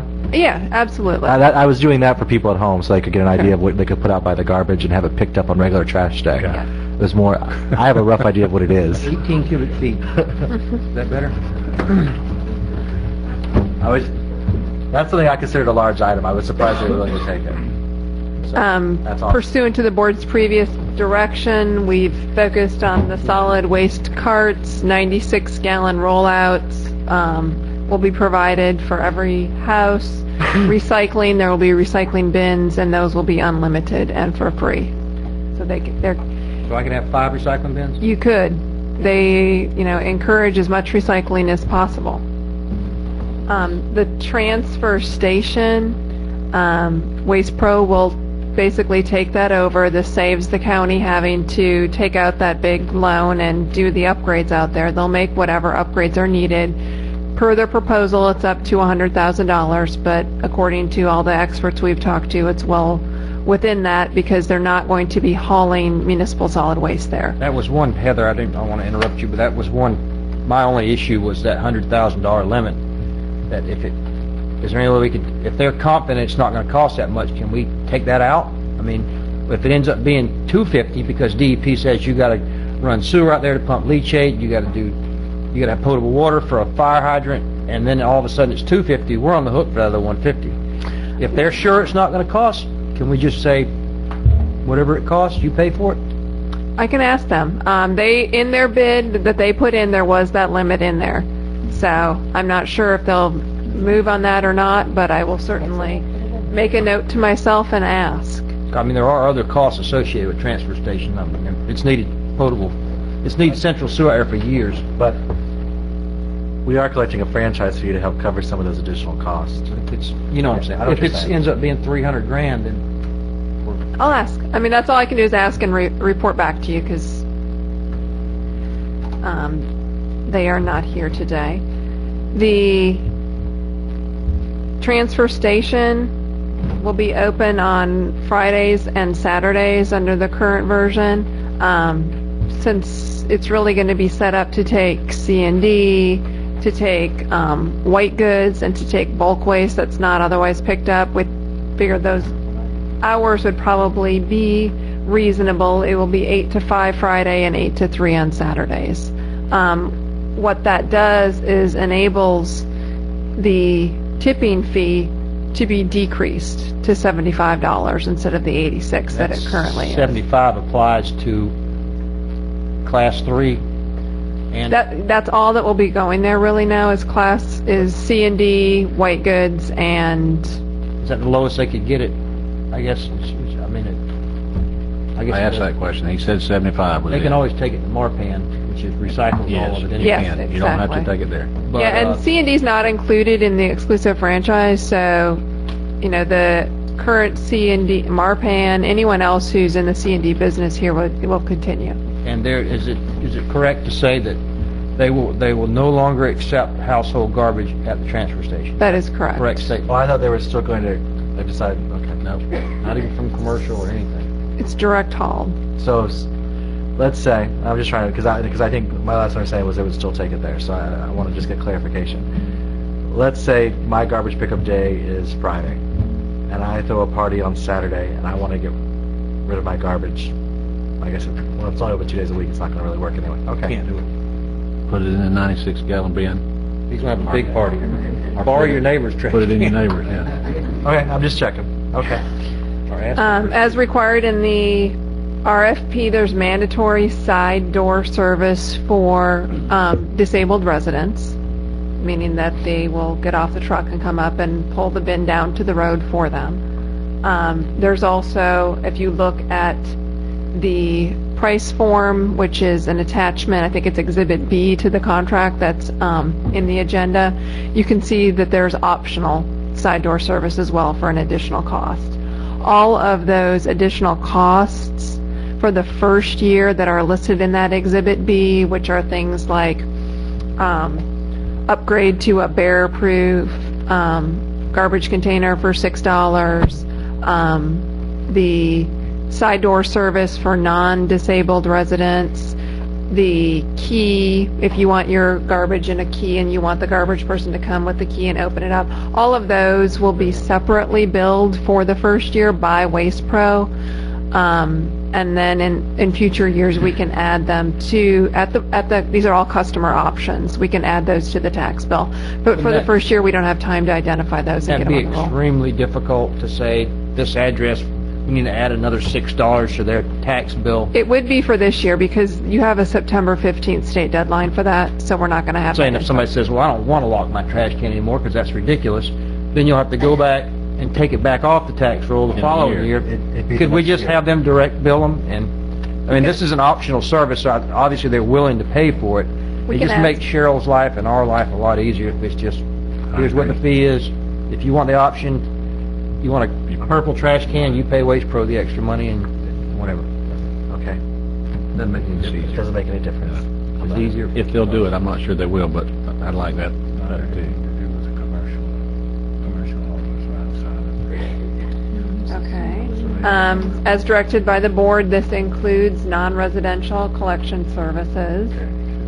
And one good thing that I learned after speaking with Waste Pro was that Waste Pro apparently has the majority of the non-residential solid waste hauling contracts in the county right now.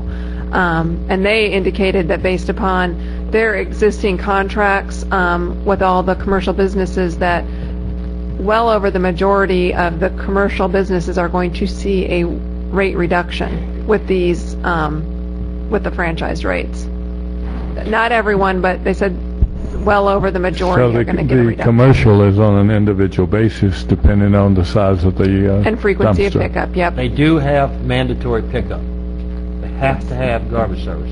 Okay. Now, and then I guess Ralph or whoever's going to go around, if someone, for example, owner operates a home business or whatever, who's going to determine if that's commercial, that's, you know what I'm saying? Or you got to have a trash can, you know, I don't know. If it's a home business, I mean, I would think if it's a home business and they're currently have a hauler and they can fit everything in the 96 gallon, I'm pretty sure that's probably the way it's going to continue. I would just ask that he would work, I'm sure out there somewhere is somebody with a little small business and they take whatever little trash they generate home with them and put it in their personal trash can. They don't have garbage service.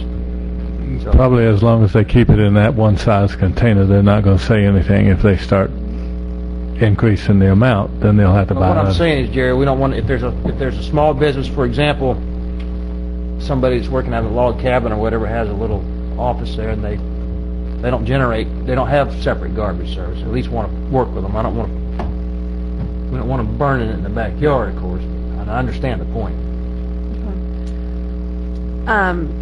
As required under the RFP, it will provide for free collection and disposal services for all county facilities and for the city of Sopchoppy's facilities in the event they participate, which we've received indications that they are headed in that direction.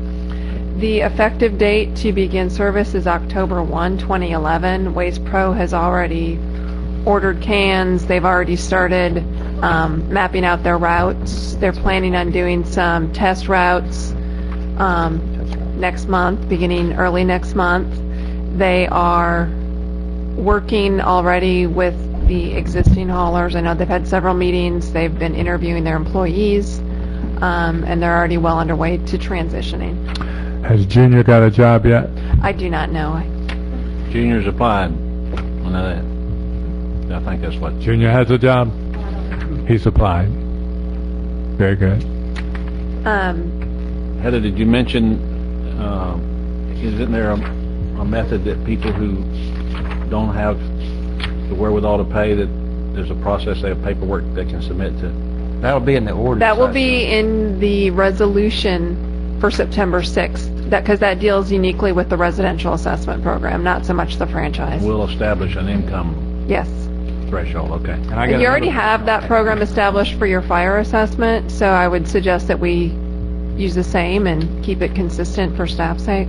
Okay. And not only that, but along those same lines, when we do get to that point, I just want to put this bug in your head that people that, if there's an unoccupied home, that's the biggest concern I've got, like Parrish's mama, for example, the power's unhooked, nobody lives there, and I talked to Heather, there is a way where they either don't pay it or get refunded if there's nobody actually living there.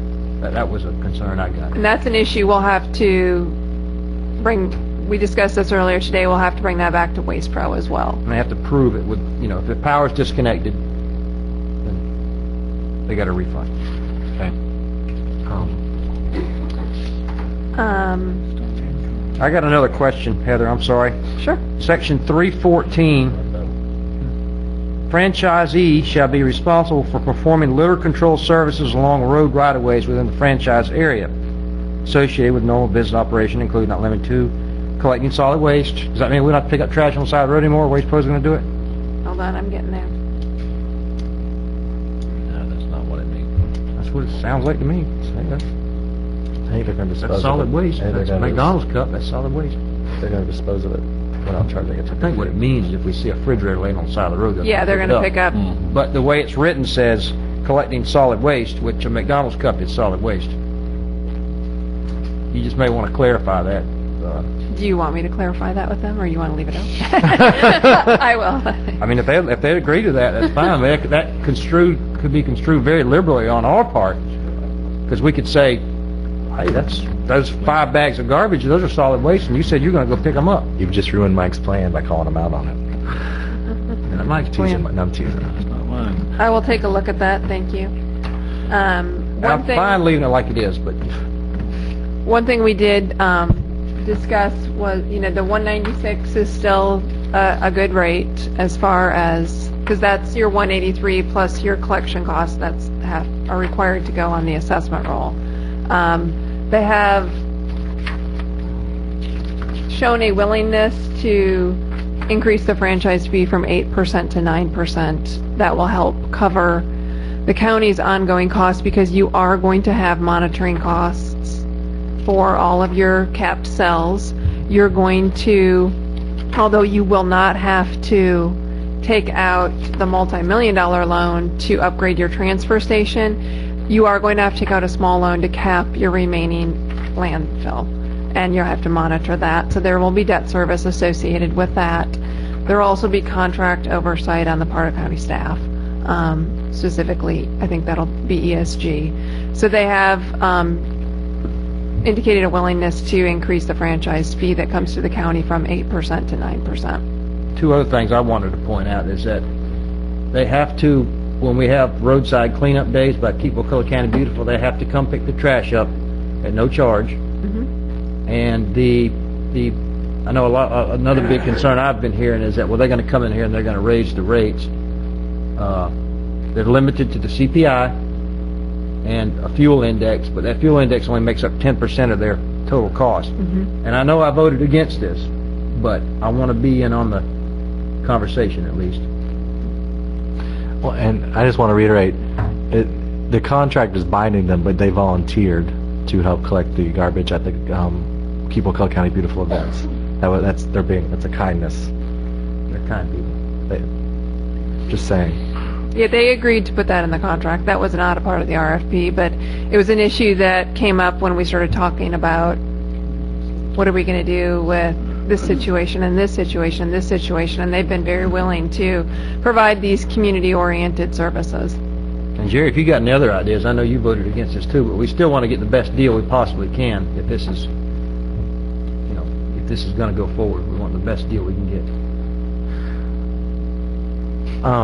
While Jerry's thinking, is that everything that you wanted to touch on, Heather? Because I had two quick things. I mean, wanted that's to the touch major ones, and then there's you can review the pricing list, which is... Can you? I'm looking at the pricing list, and can you just touch on if someone needs an additional garbage can at their house for? It is. If I'm reading this correctly, I guess they have to buy the extra garbage can. Like, explain to me. $3. It's $3. Party solution, right? I know. $3 and you're solved. Again, I know I've mentioned this to you, but I'm going to say it publicly. I know that some people just look at if they have to continue negotiating. That's where I would look. I don't understand how it's such a small additional fee for someone to produce twice as much garbage. Because they're picking it up all at once. I know. And the cans are right next to each other. Okay. They can recycle if they want to. The other issue I have, I want to ask the question. I had somebody bring up to me, there's a choice out there, and I mentioned this to you earlier today, Heather. Someone asked me what's going to happen with the existing garbage cans, and I emailed Ralph. Good point. What's going to happen with the existing garbage cans? The local garbage companies will continue to own their garbage cans. He said, and then they're able to resell them. He said that if we wanted to, in the contract right now, he's obligated to buy every household in Wakulla County a new garbage can. He said that he'd be glad to look at the garbage cans that exist and buy the used garbage cans and use them, which would be more money for the current haulers and their investment. I mentioned this to Heather, and Heather said, and there's going to be somebody, it's a good point, and she was teasing, but is it okay if I repeat your joke? Mm-hmm. She said someone's going to be angry that they're paying the same and they got a used garbage can. There you go. So I'm bringing the conversation up to y'all.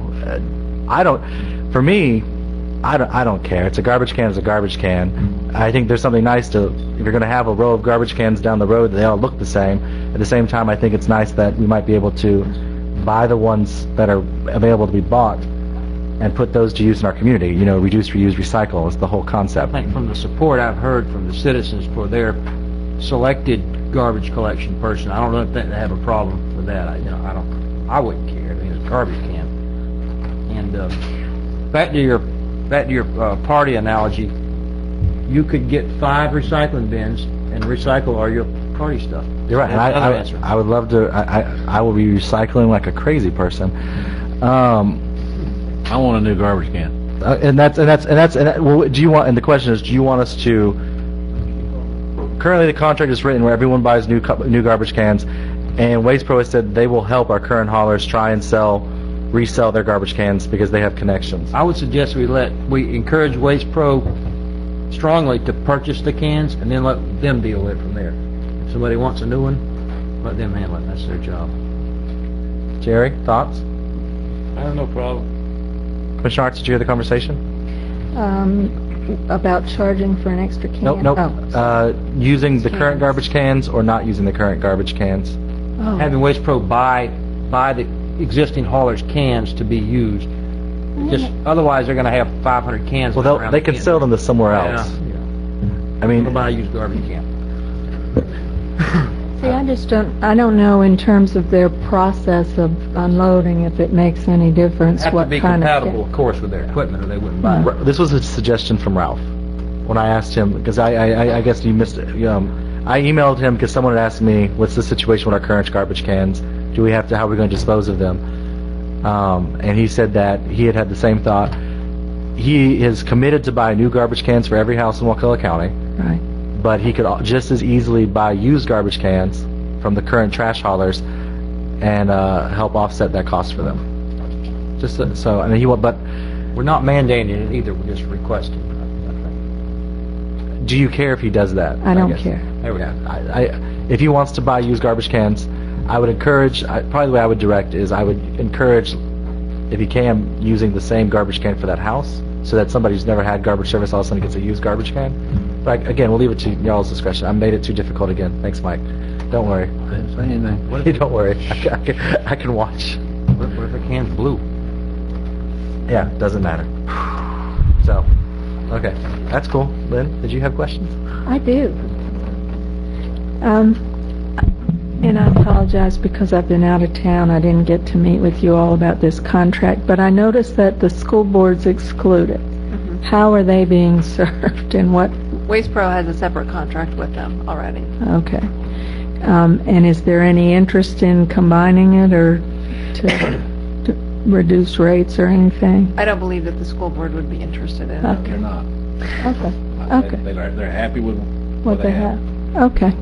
I also, under recyclables, they're listing plastics 1 through 5, and I was a little surprised because I know Leon County is now doing 1 through 7, and they're taking the same outfit that handles Leon's County's recyclables is going to be taking the recyclables from Waste Pro. That's Newark Recycled Fiber. So I wasn't sure why we aren't doing 1 through 7. I don't know what 6 and 7 are, so I'll ask. Please, if we could add it, it just helps us recycle a little bit more. Hold on, recyclable plastics 1 through 7 instead of 1 through 5. If they can, that would be great. I had some questions about the current haulers who are going to be bought out and wanting to make sure that all of their employees are notified about how they can apply for a position with Waste Pro, and also there was nothing in here about a hiring preference. Well, they've already had a meeting, I know, with all the haulers. They had I think it was a pizza party, and Waste Pro met with all of them and their employees, and they've already opened up the application process and accepted a lot and are interviewing. Okay, so do you think we've... I think by the time we get around to approving this, the preference will have already been implemented. Okay, I can see why you wouldn't want it in here, but I just want to make sure they're all being informed of the opportunity and how to apply and whatever. We can certainly reiterate that again, but that is my understanding that process is well underway and is pretty comprehensive. Okay, I wanted to know about their fuel source. Do we know what their source of fuel is, and do we care?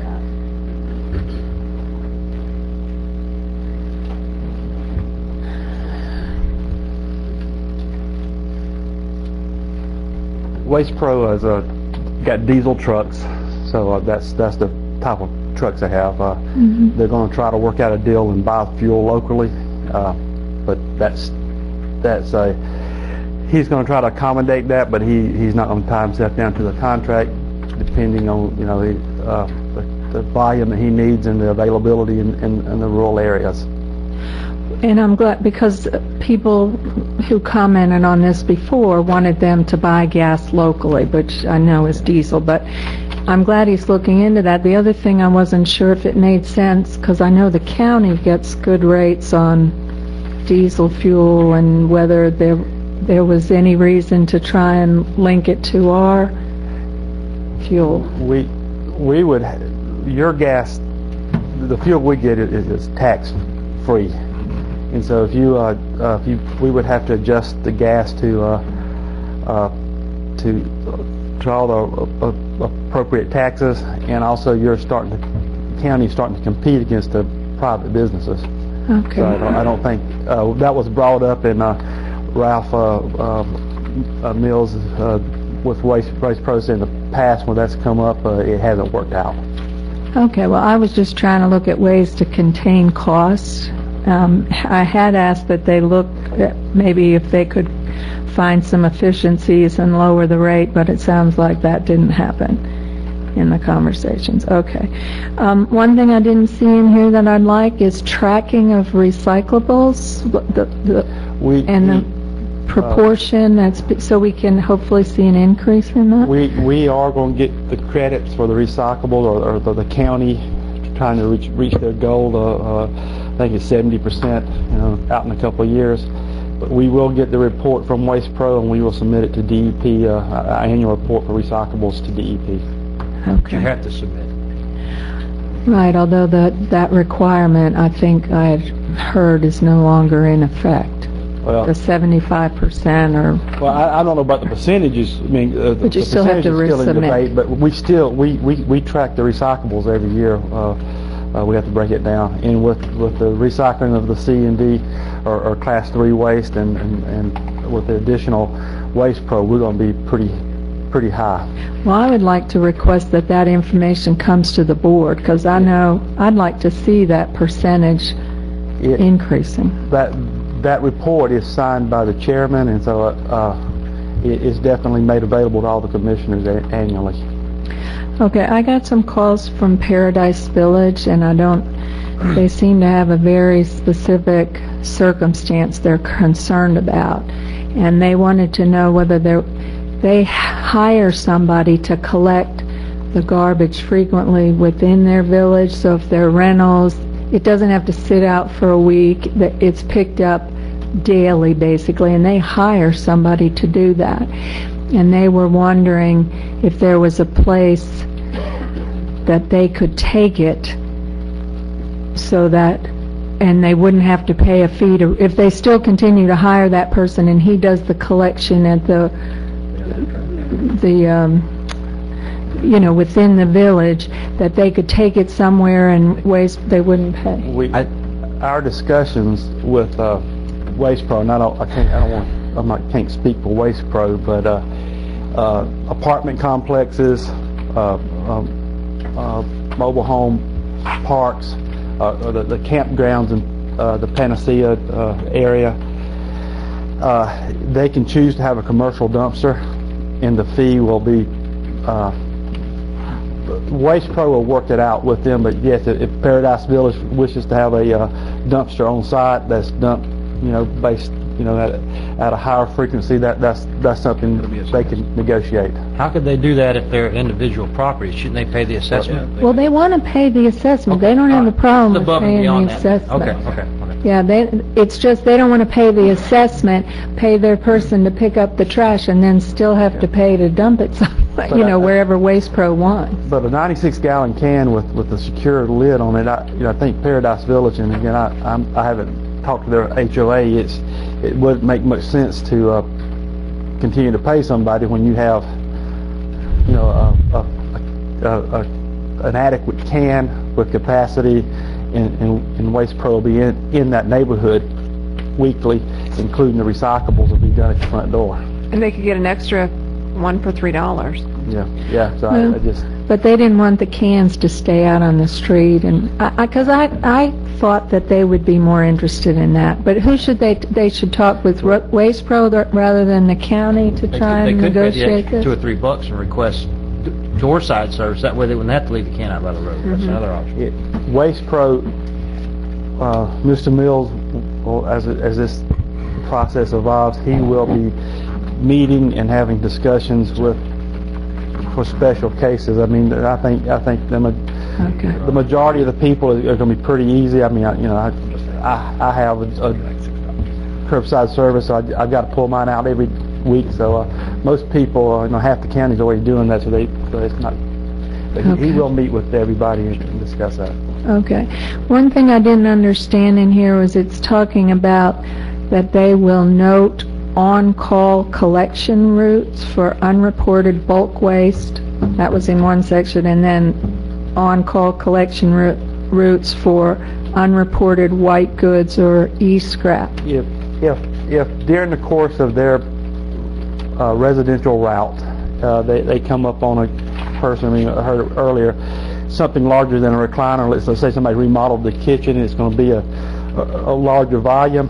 The driver will make note of that and put a work order out, and they'll come back at a different time and pick that up. Or as the route driver's going by, he sees somebody's got a new washer and dryer and the old ones are sitting on the side of the road, they'll make notes, so the customer forgets to call it back in, the driver is putting a notation and create a work order. Okay. Let me ask another question while we're on that subject, if you don't mind. Okay. The contract for on-call bulk waste says they're going to do it twice a year. I assume those 2 times a year are free. Is that correct?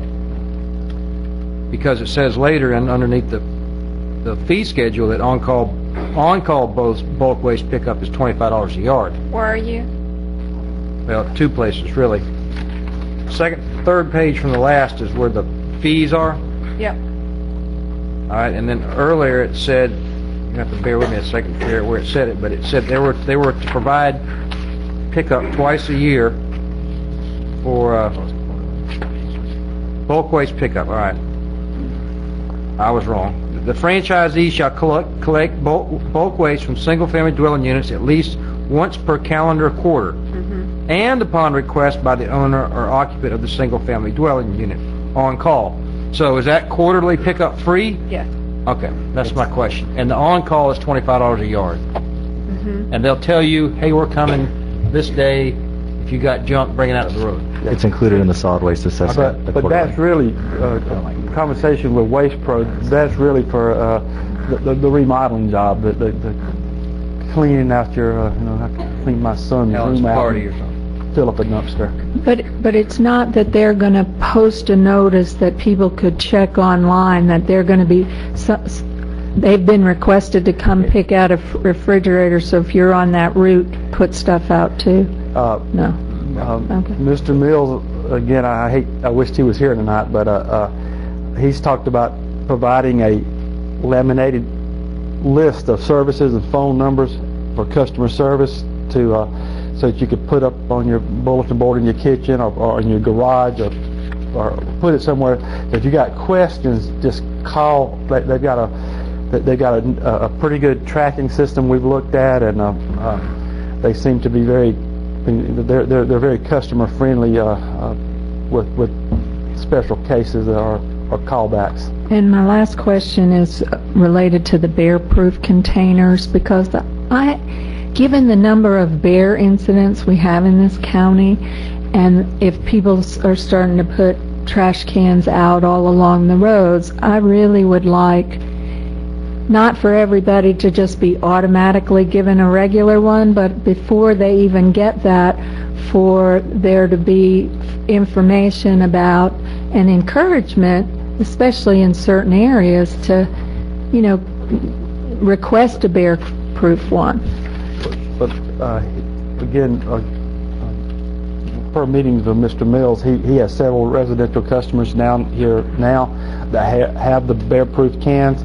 So initially, when you're talking of putting out 13,000 cans, initially probably there's going to be a lot of standard barrel cans put out, and immediately as the requests come in for the bear-proof cans or it gets to be a problem, because one thing that's mentioned about the litter control, that's really policing around the cans if they're turned over. And so they'll start looking at it if the cans are obviously being turned over and looks like they need the type cans. Waste Pro will deal with that. Well, I'd like to, if there's a way in this to, I want to start off with one, so I don't want to have to get one and then either wait till there's a problem or have to go and request one that it be changed later. I know there are other people who would want to start off with one. I don't know. I just would like when the initial contract is made about that this is going to start and these are your routes, and if you want a bear-proof can, call now and it'll be just $6 and whatever. I think his initial letter, we can have him, he's having an introduction letter that's going to be sent out to everyone and I guess we could go ahead and have him address that in his initial I think that would be great if it could be in the initial letter. I think Randy had a very good idea, though, that if possible, let Waste Pro do their own billing for these accessory charges and keep it out of so that we have a very easy way of doing the billing. I was actually going to mention that again, Jerry. Cleve, I got one more question before you leave. It's only $6 a year for the bear-proof container. So are they going to send a bill to Miss Arch for $6 for 1 year? Okay, I just want to be sure everybody's, because this may turn out to be a big issue later, because Waste Pro may say, no, we bid $6 a year if you bill them. Right. But I think our billing setup, it's just going to be very problematic from people. She may decide, you know what, I don't like bears anymore. I want a regular can. Well, And I guess you're right. They'll get it for a year. If it's put on the tax bill and they say, I'm going to have, my regular 183 and I also want a bear proof, they got the bear proof. The $6 is on there for the year. It's going to be. So you're saying we are going to do the billing for the If we $6? do it, that's how it's set up. Currently, Waste Pro has agreed to do the billing for the first year, and then after that, What if she changes her we mind? would have them on the tax bill. I will ask them about going You forward. understand my concern. In theory, with 13,000 households, you could have, 5 or 10 different billing categories, different. I want a bear-proof can, and I want a Backdoor service. additional thing because I'm having parties, and I want side door setup. And you got so many different combinations. So Cheryl or somebody's got to come up with who gets what bill. And she gets a percent. There's a percentage of this that goes towards the tax, but she'll have a whole, basically almost a staff position to deal just with this. 3% of $6 ain't much. But I'm sorry, but 3% of the whole contract. I understand that. And if it's not a problem, just tell me it's not a problem, and I'll stop talking about it. But I just think it will be a problem. I haven't heard that it's a problem. That doesn't mean there won't be kinks that we'll have to work out. And I'll certainly talk with Waste Pro about it. And then one more question, I guess, for Cleve. On the commercial, it's $300 a year for $300 per pickup for a 40-yard. Now, you said they're going to give free trash pickup to all county offices? Yes. So I would assume that means they're going to haul off the sludge at the wastewater plant for free. The sludge is I don't think sludge is included the sludge in the was definition not of solid waste. Kind of get a good deal for us. That sludge is a problem. We have made a list of county offices and buildings and the wastewater plant, the screening. So if the head works is going to have a dumpster now. Good. But we continue to haul sludge because it has to. I don't think that was there. There may possibly be a way for savings there. But all the screenings off the headworks will be a dumpster, and we produce the list, and the list is be reviewed, including the recyclables, bins, and the for the school systems. Good. And I strongly encourage anybody who has any questions to reach out to Cleve, Nanette, talk to Ralph. They've all been fairly responsive. Been awesome. Quick turnaround. So thank you all for all the efforts that y'all put in. We're doing this incredibly quickly, and that's just impressive. So thank you all. One more question too. The Waste Pro is going to continue doing commercial cardboard recycling? Yes. Then ask that question. What about a citizen that wants to recycle cardboard? I was asked that earlier. Can they take it to the landfill site, or? One of the things, again, this is a situation we're still working with Mr. Mills on. Like at Trice Lane, we've asked for a large recycle container. At the extension office, asked for a large recycling container, so we could advertise it. I don't think the abuse of the garbage being put into these containers like in the past, with everybody with the cans available. Right.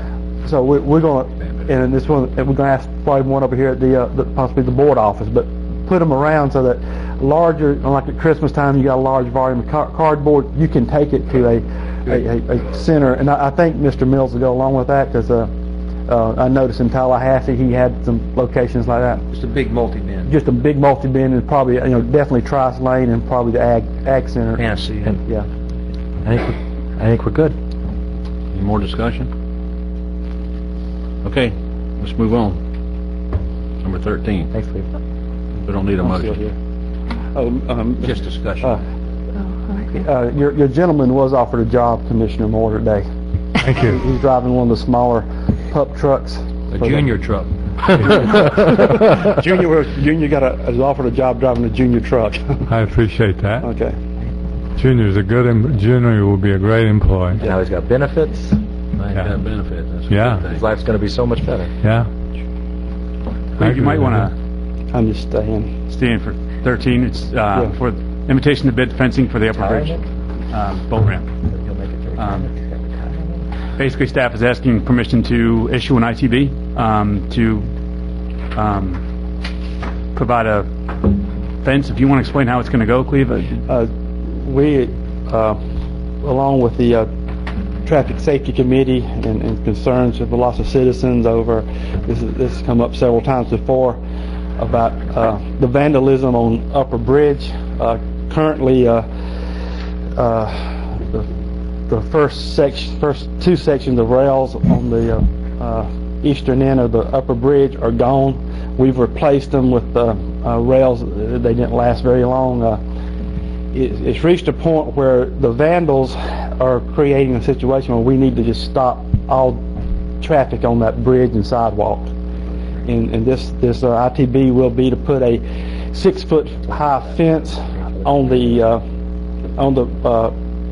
guardrail at the bridge, boxing off each end, including barbed wire, and the access fence in the center, a 4-foot access gate on each side in the center, so people will not be able to get out on the outer sidewalks to jump in the river anymore. Is there any way we can do this without 3 rows of barbed wire?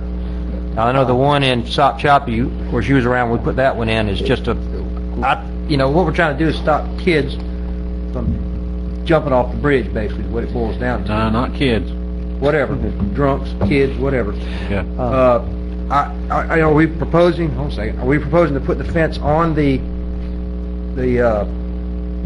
concrete abutment next to the driving lane and not out on the guardrail then, right? Right, on at the lane, at the edge of. On top of that concrete barrier. Yeah. Okay. I just the wire, it's supposed to be beautiful Wakulla Springs. You have 3 rows of barbed wire. Well, the wire is really. We're more thinking that to box off the ends where people can walk around and try to climb back over. And we got this idea from private docks and private piers. That's what they do at the end, but on the bridge along the bridge, there'll be no wire at the top of that. So, Cleve, I have a question. And I know every vision of this in my head ends up with someone getting hurt. But my idea is, instead of obstructing the view from the bridge with a chain link fence, is to have something on the side of the bridge to keep people from jumping into the water. Oh, I don't think it's a good idea. They'll jump on it. Well, okay, you put signs saying there are sharp things, or I don't. Okay, I don't know. I said every vision I've had of it ends up with people being stupid, drinking, jumping off, and hurting themselves. I don't know what you can do. My biggest concern about this is just having a fence that you have to, and I guess it doesn't really matter, but having a fence on both sides of the road, sort of obstructing the view of Wakulla River, one of our main attractions to Wakulla County.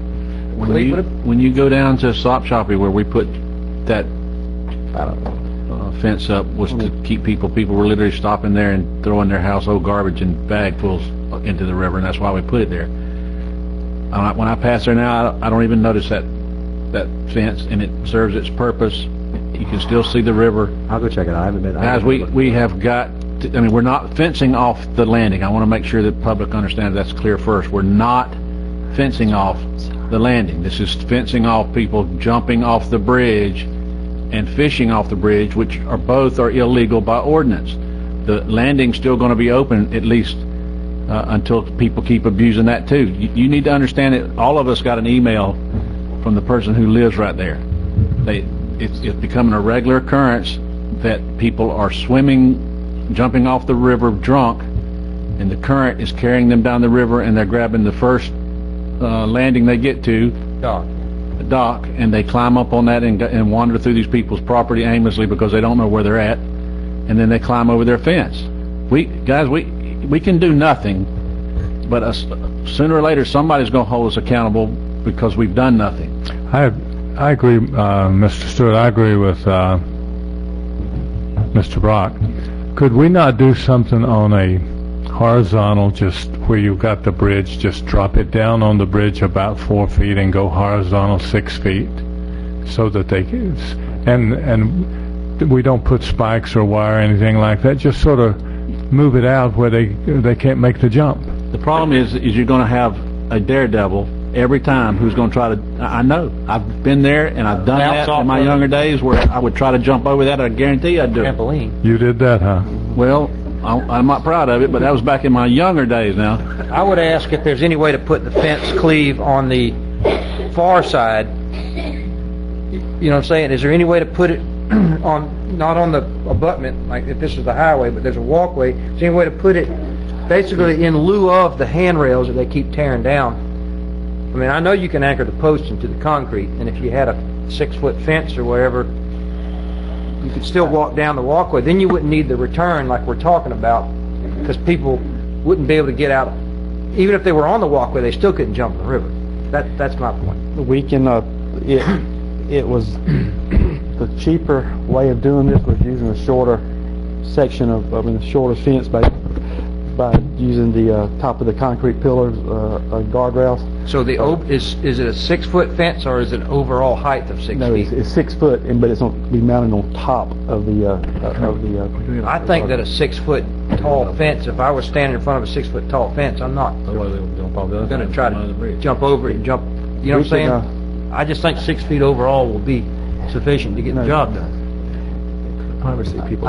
We can definitely, if the board wishes, I'm for putting concertina wire on it, but I don't care. I mean, we have fought this issue for the last 14 years, I know, over and over and over, and we've done nothing. We've done nothing, except in the sheriff's department's doing their due diligence and going down. I mean, we can pay a deputy to sit there. It'd have to be 24/7 on Friday, Saturday, and Sunday.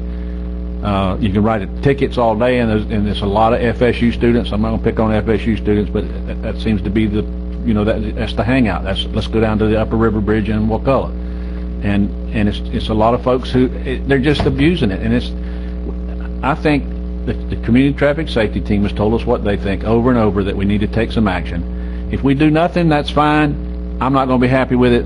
But I think we got to go out there. We can't put anything horizontal because they're going to jump over it. Then we've created a hazard that they're going to hurt themselves on. We got to erect something that's safe and that deters them from jumping off the bridge and fishing. It's in our ordinances and have been forever. That's against the law. Well, I would suggest a 6 foot on the water side of the walkway, where theoretically you could still walk up and down that walkway.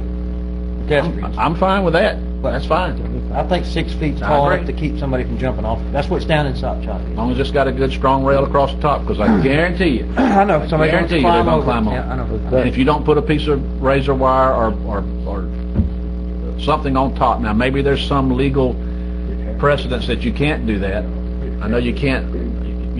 If you don't have farmland, I know they discourage you to do that, because if your neighbors get hurt on the barbed wire, then you're open yourself up for a lawsuit. I don't know all the law. Let's try the fence. I agree. Let's try the fence. If that don't work, then we can put some concertina wire on top of it. And it'd be cheaper. That's a lot of money for a fence. No, the estimates you have here hopefully will come in cheaper, but we did talk to 2 fence companies in generalities, and their numbers were a little bit little bit lower than what we talked about. But as we bid this out, I'm hoping these numbers will come back up. Like Mike said, we wouldn't need the gates on the end if we kept it on the outside. You're right. We can do that. I think that's fine. People then can still walk down and look through the fence, see the little fish, go back home. You can stick a fishing pole. Don't jump in the water. I mean, we still got issues with the boat ramp and swimmers.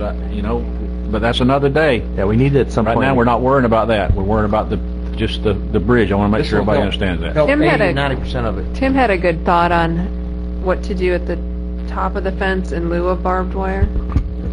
No, I'm just thinking like overpasses in busy streets. They curve the fence up, so you can't climb up it because you'll be climbing back over yourself. So they curve the fence. Good idea. That'd really mess a drunk up. Not real expensive, yeah.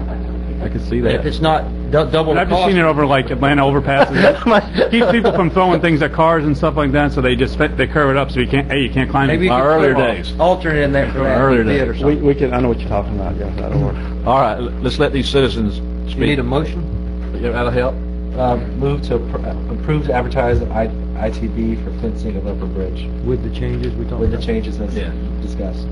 Second. Okay, you said this doesn't include the landing, because I know when we had this earlier discussion, I thought we were talking about fencing it all off. No, we never said that. We said we're going to leave that. This was just to get them off the bridge, and that was it. Now, we all agreed that we were going to let them keep launching canoes there and swimming there and doing all that. And hopefully the sheriff's department and some help, we can, get it squared away there. But this will keep them from jumping in.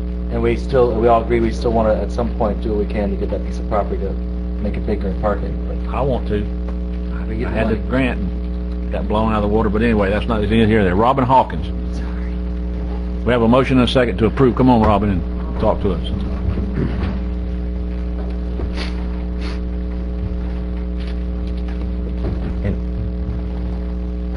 Say anything about the mic. Hi, I live right there at the upper bridge. I'm the first house, and it's the alcohol that's the problem.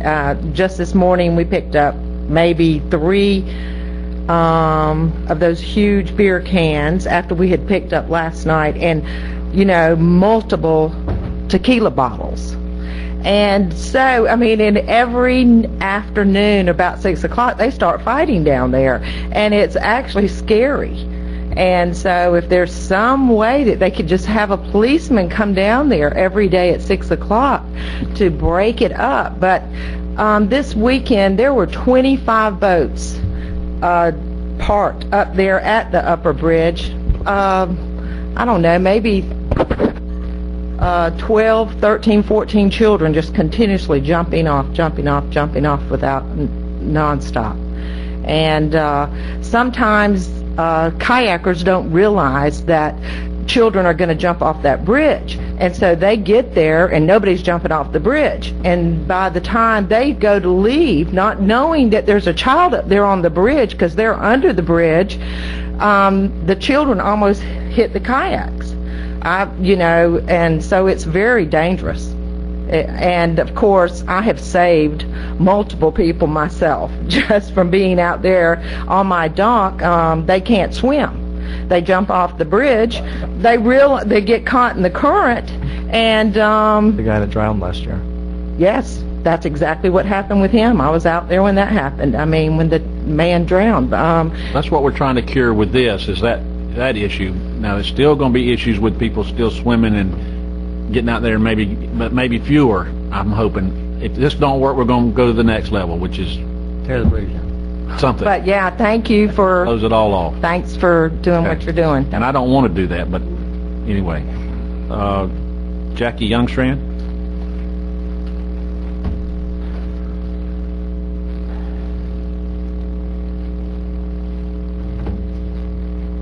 Hello, everybody. I'm Jackie Youngstrand at 400 Pine Lane. I'm also one of the owners of TNT Hideaway Canoe Rental. I've also talked to some of the other outfitters. We got kind of a short notice that this was going to be happening this evening, so some of them couldn't be here, but I have talked to them. And we just wanted to make sure that the access to the upper bridge was not blocked, because that is a wonderful place to be able to put in. We get a lot of customers that cannot make the whole 6-mile paddle, so we shuttle them to the upper bridge and they're able to see the entire river. I'm glad to hear that you're working on not closing that access, that you are working on deterring the drunks and the people that are loitering up there. And I do want to thank you for that. I appreciate it. But I think that this is also, once you do that, and since we have got the new bridge, Gretchen Evans Memorial Bridge, down there. There is more room at the lower bridge, and we are also getting a lot more traffic. It's getting to be almost the same problem as at the upper bridge, where we have the loiterers coming down and just hanging out on the boat ramp. You can't hardly put a boat in if you're not chasing people off the boat dock or the boat ramp. And we've got people jumping off the bridge still, and everyone says, well, it's not signed yet, so we need to get signage up there about no jumping off that bridge. But it is going to, once you do block the swimming from up there and the jumping off the bridge, we are going to see an increase from it coming down to the lower bridge. So I just want to kind of put that bug in your ear, and if there's something that we can do to be able to work on that, and I think enforcement, the law enforcement, is just about going to be the only way that we're going to be able to do it. So, but I do want to thank you for not closing the access to the upper bridge, and if there's ever anything I can do, if you're going to have a workshop or something, I'd be glad to work with you guys along with the other outfitters that I've talked to today, and they would like to be able to work with you also on that. Okay, thank you. Thank you. Ralph Thomas.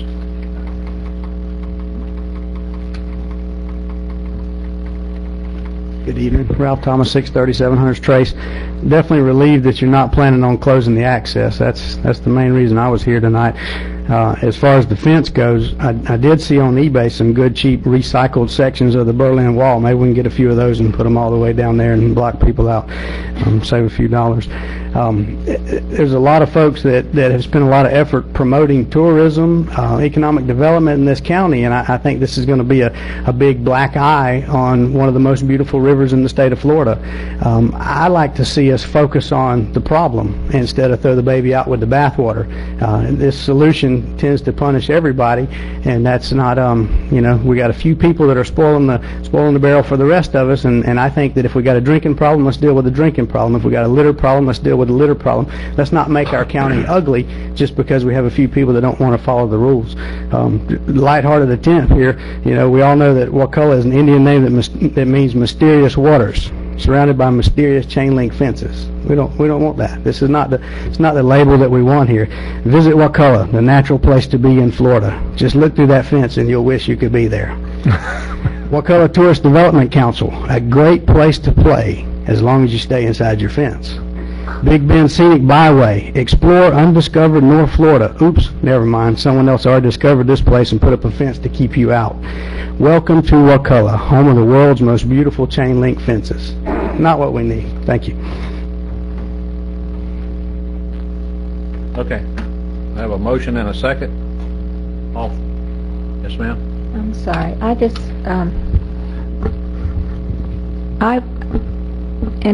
this is going to get voted on, but I would like to explore, talk to some people who are maybe experts in parks and whatever, and see if there are other alternatives that we haven't considered.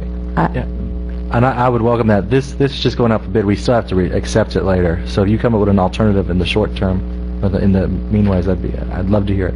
Okay. Because again, anything we can do to fix the view. Okay. There's a better way, short of tearing the bridge down. I'm not sure what it is. Because a lot of the other options involve us spending more money than this, trying to have more staff there, which isn't what the county, we can't afford to do that. So some of the choices facing us are doing things like what we're doing here. Okay. Well, I'll take that on. Okay. Thank you. All for the motion? Aye. Aye. Opposed? Motion carries. That's all for general business, sir. Okay, Ms. Arts. Okay, we've already done one of my items. The other was about a opportunity for funding that's offered by the Florida Fish and Wildlife Conservation Commission. And this, I became aware of this last year, and I was trying to find a suitable county-owned property, and kind of came upon this late. But we have, as you know, about 160 acres off Law Mill Road, much of which is wetlands, and that's why it didn't come to my mind initially.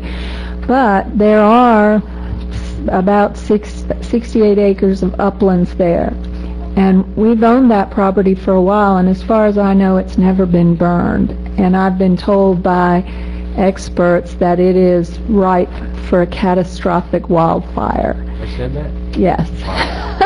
So that area, it's actually, and I've been told since, that the U.S. Forest Service, that has land surrounding on 3 sides, is not burning as often because of our site not being burned also. So anyway, it seemed like even the main purpose of this funding from the Florida Wildlife Commission is that the Fish and Wildlife Commission is they want to try and increase gopher tortoise habitat in the state. And they only manage some of it. Private landowners manage some, and they offer assistance to them to burn and such. And they're also trying to get counties and municipalities, if they have land that could be made suitable habitat, that's what the funding's for. But I'm suggesting that we need to better manage that property regardless. And this is a way to pay to burn there. There are lots of old gopher tortoise burrows, remnants of them. They haven't been there for a long time, but I think potentially it could be restored to gopher tortoise habitat. and maybe even, depending on what we want to do with that property, if it was burned regularly, the county could establish a recipient site for gopher tortoises and get paid to move gopher tortoises there if we were burning regularly. Now, this funding would pay for the initial putting in fire lines and doing fuel reduction and paying for the initial burn. And then I'm optimistic that we could have some kind of ongoing arrangement with the Forest Service so that it's being burned at the same time and would not incur a lot of ongoing costs. And so I move that we submit this application for the actual amount would be $13,100 that would allow us to burn the uplands on this property, and then it would Second. increase future possibilities for that I land. want to be absolutely sure that we're not painting ourselves into a corner here if we want to do something with that property, like expand the equestrian facility, or who knows, whatever we may want to do with that property in the future, and then come back and say, you spent $13,000 for gopher turtles, that's all you can use it for. If it's strictly to burn it, and it's free money, that's fine, but I want to be, I read the grant application, I didn't see where it says you can't use it for anything but that, but like you said, it's very rare that we have a piece of property we can use for anything. So I don't want to, I love gopher tortoises as much as the next person, but I don't want to lock that piece of property into, that's the only person that can use it is a gopher turtle when we want. Yeah, and it doesn't, I mean, and they aren't requiring that it be in conservation in perpetuity. If we wanted it to be a recipient site, we would have to do that. But this would just, one, reduce our risk of a wildfire starting. I don't think we're going to have a mass immigration of gopher turtles to this place, but if it's to burn it, that's fine. And you might want to look at the property, because there's so many wetlands, it's difficult to access the uplands we tried to put the Pioneer Village there, but they couldn't even get the houses to the uplands. Me and Parrish actually recommended the board buy it, so I've actually walked the whole thing. Okay. Well, anyway, I move that we submit the application. Just to burn. We got a second already. Install fire lines and burn and... That's it, just burn. Well, that's what we're asking for money for. Yeah, no gopher turtle. Got a motion and a second. And when it gets funded, if you don't want it, you can turn it down. I think everybody's fine with the burning. We just want to make sure we're not locking ourselves into a gopher tortoise sanctuary, exactly.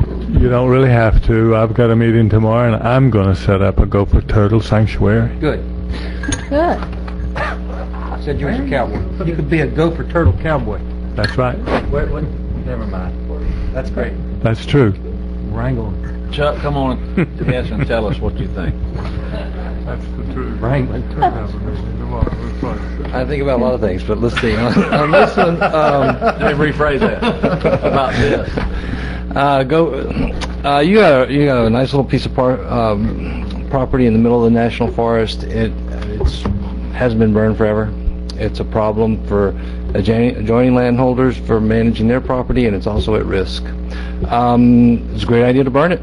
As far as putting gopher tortoise, not turtles, they're tortoises, on the property, that would require, you enter a lot more commitments, and you're not doing that. So you wouldn't get gopher tortoises from this. All you do is be managing your land properly. So it's a good idea. Okay.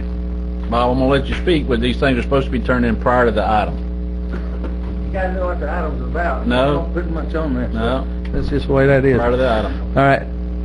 I would suggest that you did what you want to do, if you want to burn it, whatever. But if you start to put the gopher tortoises on there, then you have to look at the people that own the land around the property. Because if I own some land, I'm going to pitch fit, because them jokers don't know where the line is, and they come over here, and then I don't want them. So it's really bad for them. Now, as far as that goes, I didn't know it was going to be all about gopher tortoises on a piece of property. I can't tell that with those 3 words on that item.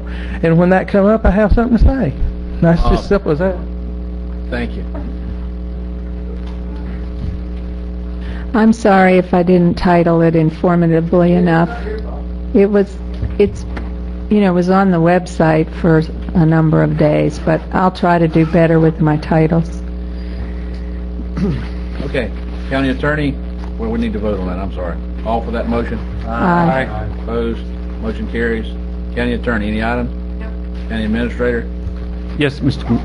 Chairman, I got 2 quick items. Rod Revel, we've heard today, has officially been given notice by DPPR that his conditional license has been approved. Congratulations. So we are moving that much closer to making Rod our fully official building official. So I just wanted to let the board know that. What other steps we got to take other than? I think there's some testing and some. No, I have 3 years to get the main license. Put him to work tomorrow. I mean, what do we need to do? Does this mean we can stop using Ed Gerald? I guess that's the root Yeah, question. that's what I'm trying to get out of. Personally, I would feel more comfortable if I had the paper license in my hand. I understand, but I mean, we're Due to the conditions of license that went into effect today. once he gets his license, I love Ed Gerald too, but we don't need to pay him anymore to come down here, right? Absolutely. Okay. And we will cut that off as soon as we possibly can. Good. Congratulations. The other item is relating to TDC and Pam Portwood's contract. There has been, as you know, a lot of discussion about her contract and some issues that have been brought to our attention, and we wish to clarify them. I know there was a lot of talk about the clerk's email. I actually asked the clerk to craft that email to me because I met with him prior when there was a whole bunch of public records requests about Pam's contract. We discussed the issues.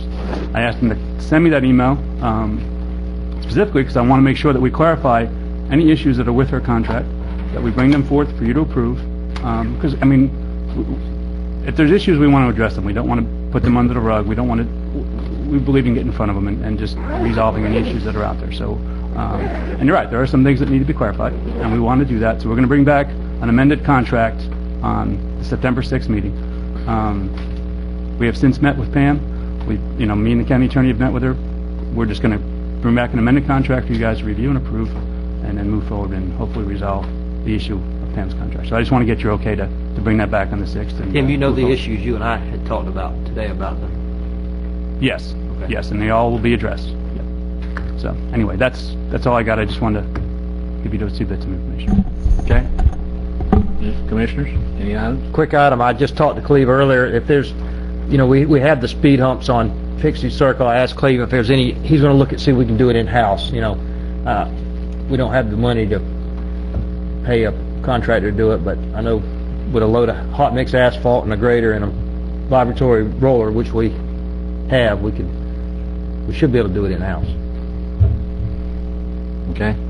Well, I just want to touch on 2 of the announcements again that were made during the presentations. If you ever need help in the community, information, resource, or counseling, call 211 on your phone and you'll be connected to 211, the Information Counseling Referral Service. I also want to put in one more plug for the fundraiser going on. It'll be at FSU August 27th from 5 to 8 p.m. Tailgating with a Purpose for Covenant Hospice.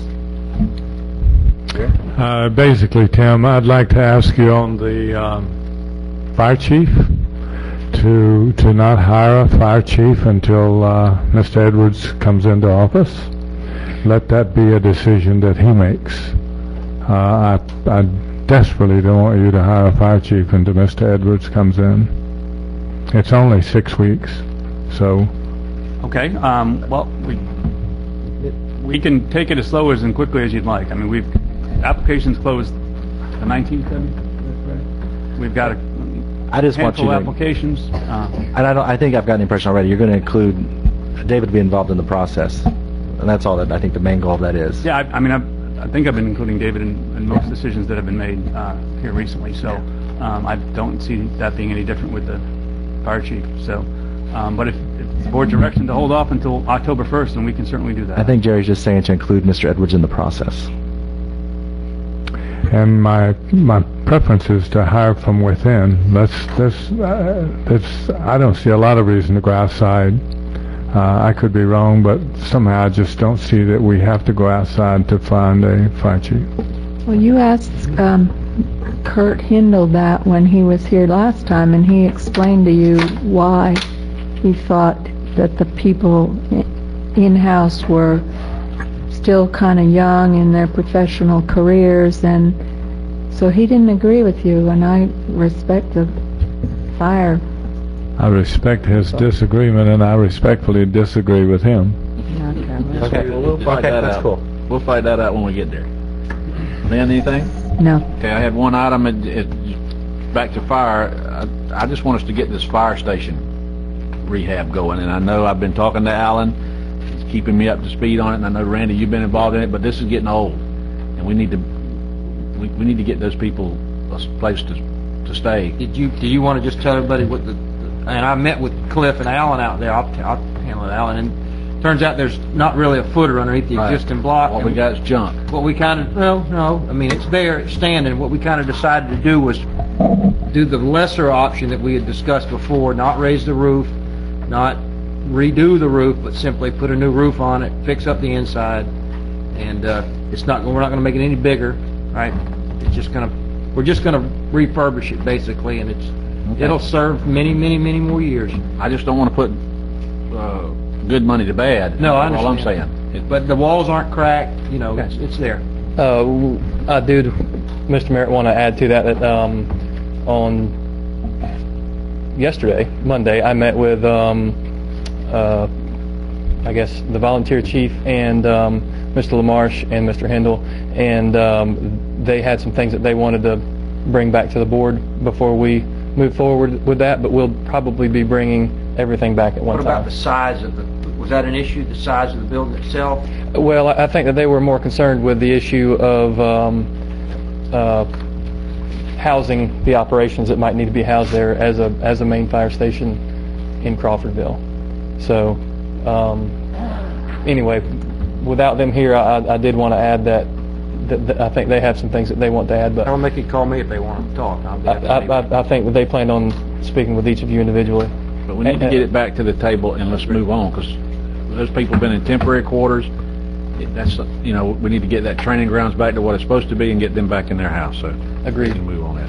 Thank y'all. Let's do adjourn. Second. Thank y'all. Good night. Y'all are not using the tickets to the hospice.